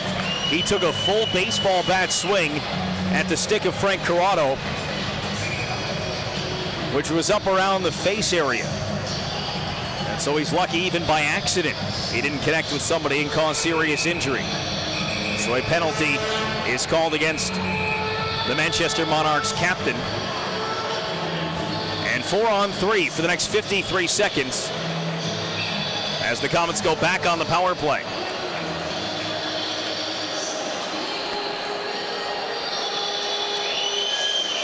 Cal O'Reilly with Sven Berchi, Corey Conacher, and Bobby Sanguinetti. Unsportsmanlike conduct is the penalty as Sanguinetti sets up on the wall, plays to the slot for Conacher. Down to the goal line for O'Reilly. O'Reilly looking from the blue line. Back over Conacher. Touched it in front. Sanguinetti couldn't settle it down. The play was there. The pass just jumped. Conacher winds, fires. It's blocked out of play. Colin Miller got in front of the shot from Conacher. As it glanced off his body, went about 10 feet over the glass. The idea is to get the open look. Even if it takes some time, you have to have patience, but you do not want to have too much of it. Manchester was very good on that 5-on-3 advantage, not allowing really any open lanes. And every time the Comets made the play they wanted to, they still had nothing to shoot at. Face-off pushed forward by O'Reilly. Berchi after it, but this one is wrapped around the boards by Miller. Conacher can't hold the zone as he raced to the wall, and Utica has to reset. Conacher brings it in down the wing. Corey Conacher will drop it off for O'Reilly. 19 seconds left of 4-on-3. Then it'll be 4-on-4 before the power play will restart for Utica. O'Reilly drops in, it's Berchi. Straight away Conacher. He'll leave to Sanguinetti. 9 seconds left on the 4-on-3. Berchi into the circle. Drops to Conacher, across for Sanguinetti. Kicks it to the front, and that one taken by Shore and floated out of the zone. 4-on-4 now for 46 seconds before it will be a very brief Comets power play at the end. Corey Conacher behind his own net was pressured and got the puck to Clendening. Will serve back for Nicholas Jensen. 6-2, Manchester leads it. 9 minutes remaining in the third period of Game 4 of the Calder Cup Finals. Manchester already leads the series 2-1. Looking to put a stranglehold on it. Game 5 will be tomorrow night here in Utica. Michael Mersch rushes ahead to the outside with a shot, and the first save for Joachim Eriksson since entering the game is made without incident, without a rebound and a whistle. 8:44 to go in the third. Comets down by 4. This is Utica Comets hockey in the Calder Cup Finals on TSN 1410 and 94.9 KROC. It's amazing, one of a kind. The shine, the sparkle, it's perfect, and it's priceless. It's the look in her eye.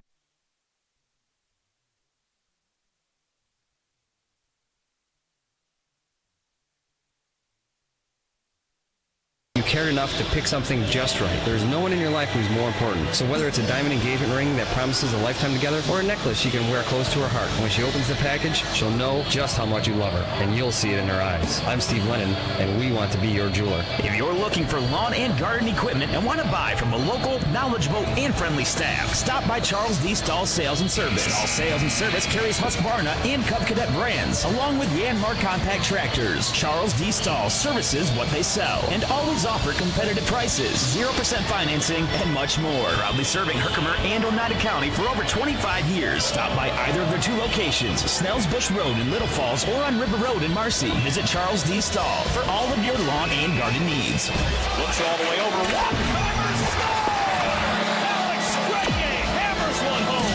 This is the Utica Comets 2015 Calder Cup playoffs on 94.9 K-Rock.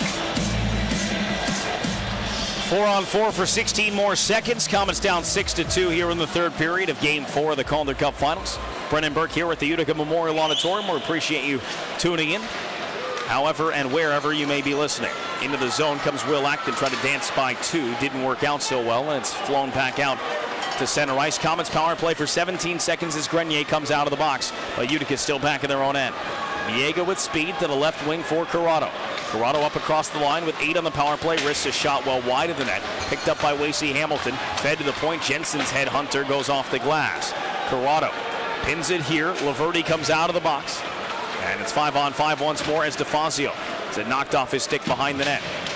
Wasey Hamilton popped it in the air. He and Laverty come together. Hamilton goes down. Puck stays in the zone though. DeFazio lining up forward. Puts him up against the glass, but he had gotten rid of the puck. Bodnerchuk sails it across for Michael Mersch, working on Anderson. Anderson will speed back and pull away from Mersch. Far side now, 80s Bobby Sanguinetti. Off the boards, Jensen cuts back to get it. Jensen protecting it in front of his own goal dangerously, navigates out to center ice. Lost a handle on it and couldn't stay on side, as Zaleski takes a hit from Auger just as the whistle came for the offsides call. 7.5 minutes remaining in the third period. Comets down by a 6-2 margin. Game 5 is scheduled tomorrow night at 7 p.m. The final game of the series that will take place here at the Utica Memorial Auditorium. And the Comets will be playing to make sure it is not the final game of the American Hockey League season, more than likely.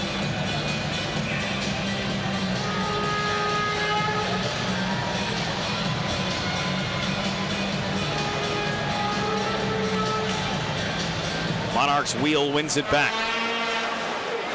Miller up to Sean Backman. Backman dumped down to the ice by Anderson, pinched in.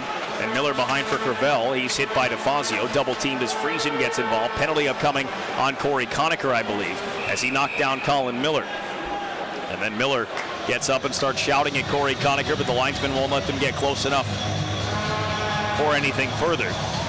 And so Corey Conacher will be the next in line on his first trip to head to the box.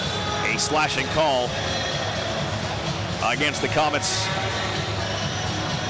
feisty winger. Corey Conacher, Sven Berchi, the two trade deadline acquisitions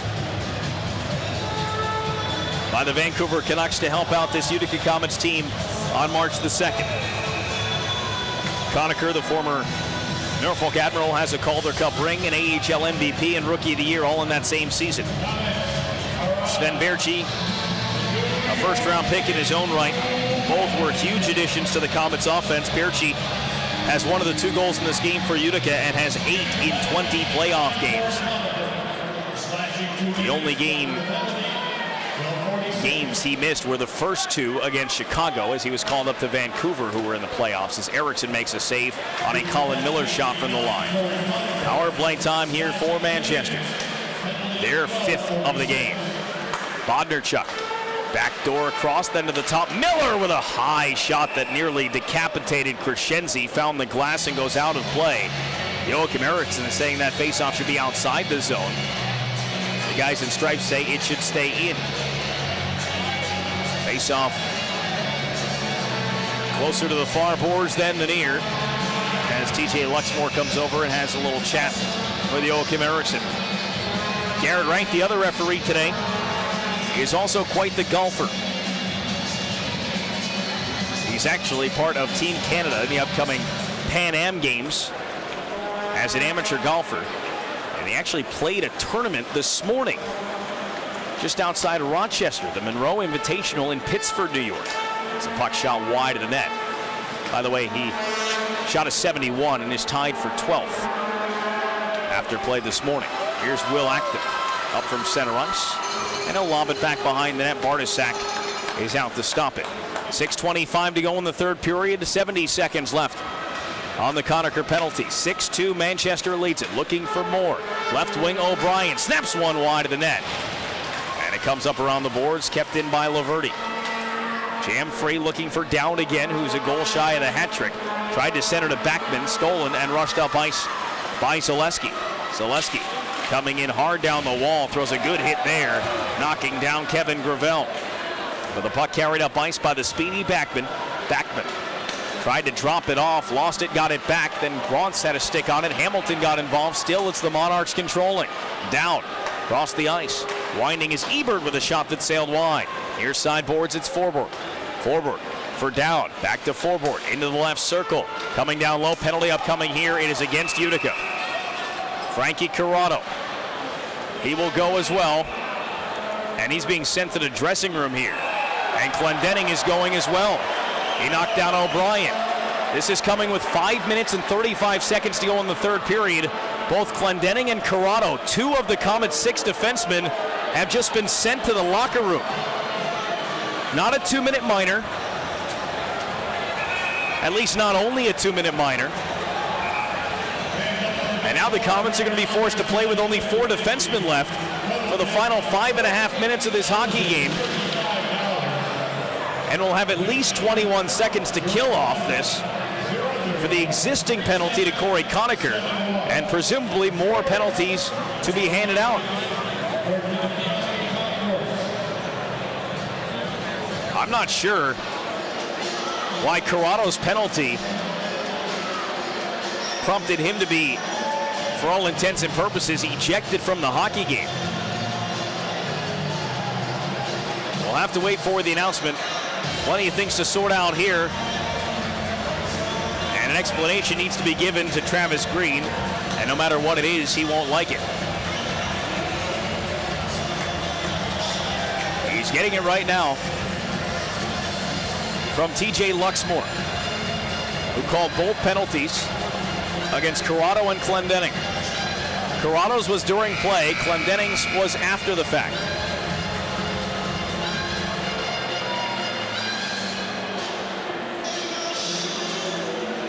They haven't put any time up on the board. I'm presuming they will. But the scorer's table needs some explanation on this too. Grenier will go over and serve the penalty. I'm assuming that's Corrado's. Why he was given anything extra, I'm not quite sure. And again, I'm assuming it's 10-minute misconducts with only 5.5 minutes to go in the game. 2 minutes on the board being served by Grenier. 5-on-3 here for 21 seconds. As Dowd will take the draw for Manchester, and the Monarchs already up 6-2. Biega wrapped the wall, but it was kept in by Forborg. Forborg across the ice, closing in is Ebert. Ebert down to the goal line, and it's Adrian Kempe. Monarchs not bothering with a power play unit here. Actually going with their third line as they shoot it in front. It's wide of the net, picked up by Kempe. Conacher coming out of the box as Dowd's quick shot was blocked by Biega. And it's now 5-on-4 for 95 seconds. Out of the line, it is taken by Kempe. As he drops it off at the line, it is Ebert, and then Forborg. Forborg near side, all the way across the ice. It is Kempe mishandling, and then it's taken by Acton. He can't clear it. This one shot on goal, saved by Eriksson. And the puck played to the boards. Biega will take his time, slide it across for Huskins, who will take more time and clear it down. The penalties were, in fact, 2 minutes for roughing against Corrado and a 10-minute misconduct, and then a 10-minute misconduct given to Adam Clendenning. 1 minute to go on the 5-on-4 power play for Manchester. 4.5 remaining in the third period. Monarchs up by 4. Sanguinetti takes a hit from Backman along the boards. As it's dug after and squirts free, Erickson stopped it for his countryman Anderson, who goes off the glass and all the way down. Bartosak has only been tested 22 times. He has made 20 saves, and all of them since the first period. Comets scored twice at the tail end of the first to erase a 2-goal lead for Manchester, and the Monarchs have scored 4 unanswered to follow. Puck dropped behind the Manchester goal with 20 seconds remaining on the penalty being served by Grenier, credited to Frank Corrado. Joachim Eriksson to Biega. Biega off the wall, back to himself, but couldn't clear it around down. Now it's forward. He dropped it off, taken away, and Biega will clear it. Final 5 seconds left on the Grenier serve penalty. Bissonnette, we haven't seen since probably the first period, is out on the ice right now for Manchester as Grenier comes out of the box for Utica. 3.5 minutes to go as we're back at 5-on-5. Puck skated up the left wing boards. Forward takes a shoulder from Jensen, but is able to work it in, and no icing here as Anderson and Bissonnette tie up, allowing Bobby Sanguinetti to get the puck. Sanguinetti to Jensen. Jensen on for O'Reilly. 2-on-2 into the zone. Now 3-on-3. O'Reilly went back across. Jensen shot stopped by Bartosak. Rebound pop free. And now off in the corner. Jensen has Huskins. Can't get it to him. Cuts down to the goal line. Tough angled shot. Tried to slide it for Sanguinetti. It got blocked back behind the net. Loose puck sprays near side. Adrian Kempe. Barreled into by Grenier. Tried to force it down low, instead ripped away, and Kempe is able to skate out to center before curling back into his own end for Kevin Gravel. St. Cloud State product feeds it across to Andrew Bodnarchuk. And we're down to the final 2 minutes and 35 seconds of the third period. Comets will be facing elimination tomorrow night in Game 5, and the final game scheduled here on their home turf. This is the first game Comets have lost in regulation in their last 5. They had 2 losses in their last 5 games, but both were in overtime. Both games 1 and 2 of this series as Acton scores! He pumps one in off a rebound and makes it 6-3. First of the playoffs for Will Acton. The Comets finally get a little pressure. Patrick Bartosak leads the rebound, and Will Acton is able to put it into the empty net. He beat Derek Forward on the puck. A goal that probably could have easily been avoided.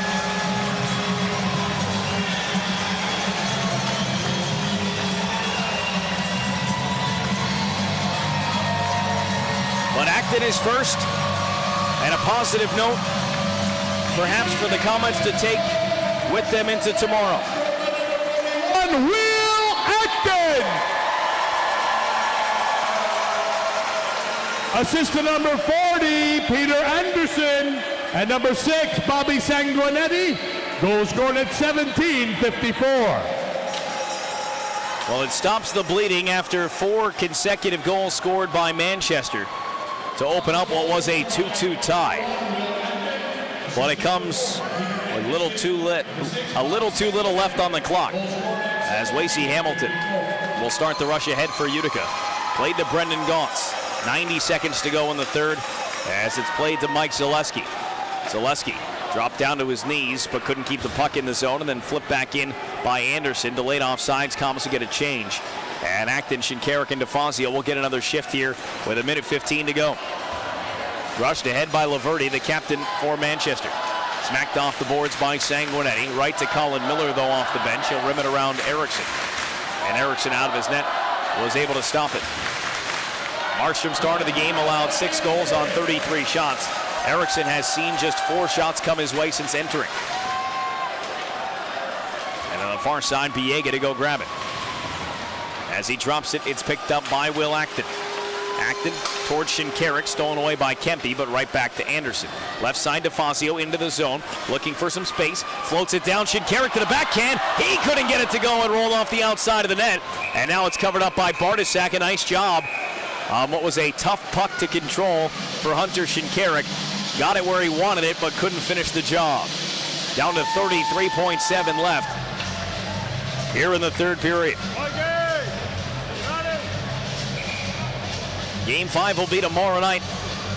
If you're listening to us on K-Rock, of course, we'll have the broadcast for you. Same story on AHL Live. It will not be on Sirius XM tomorrow because of Game 5 of the Stanley Cup Final. And this game will be carried live in Vancouver on TSN 1040 tomorrow, with puck drop coming at 4 p.m. Pacific time. Half a minute to go. Friesen steps down the wall for Zaleski. Friesen knocked down. Zaleski fall on top of him, and now it's Kempe back up ice. Adrian Kempe wrists one, and a blocker save by a standing Eriksson. Far side boards, and then back down behind the net. Ken Huskins is there. 14 on the clock, played back for Alex Biega. Biega run into by Bissonnette, but gives the puck to Huskins. Huskins drops it off. Bissonnette comes over to finish an unnecessary check with 4 seconds to go. And a nice job by the crowd here. Game 4 goes to the Monarchs by a 6-3 final. But the team is greeted by the chant of Utica on their way off the ice here at the Utica Memorial Auditorium. They are disappointed, but they are not dejected, and they will be back tomorrow. Manchester with a convincing 6-3 win tonight. They've got control of this series 3-1. The Comets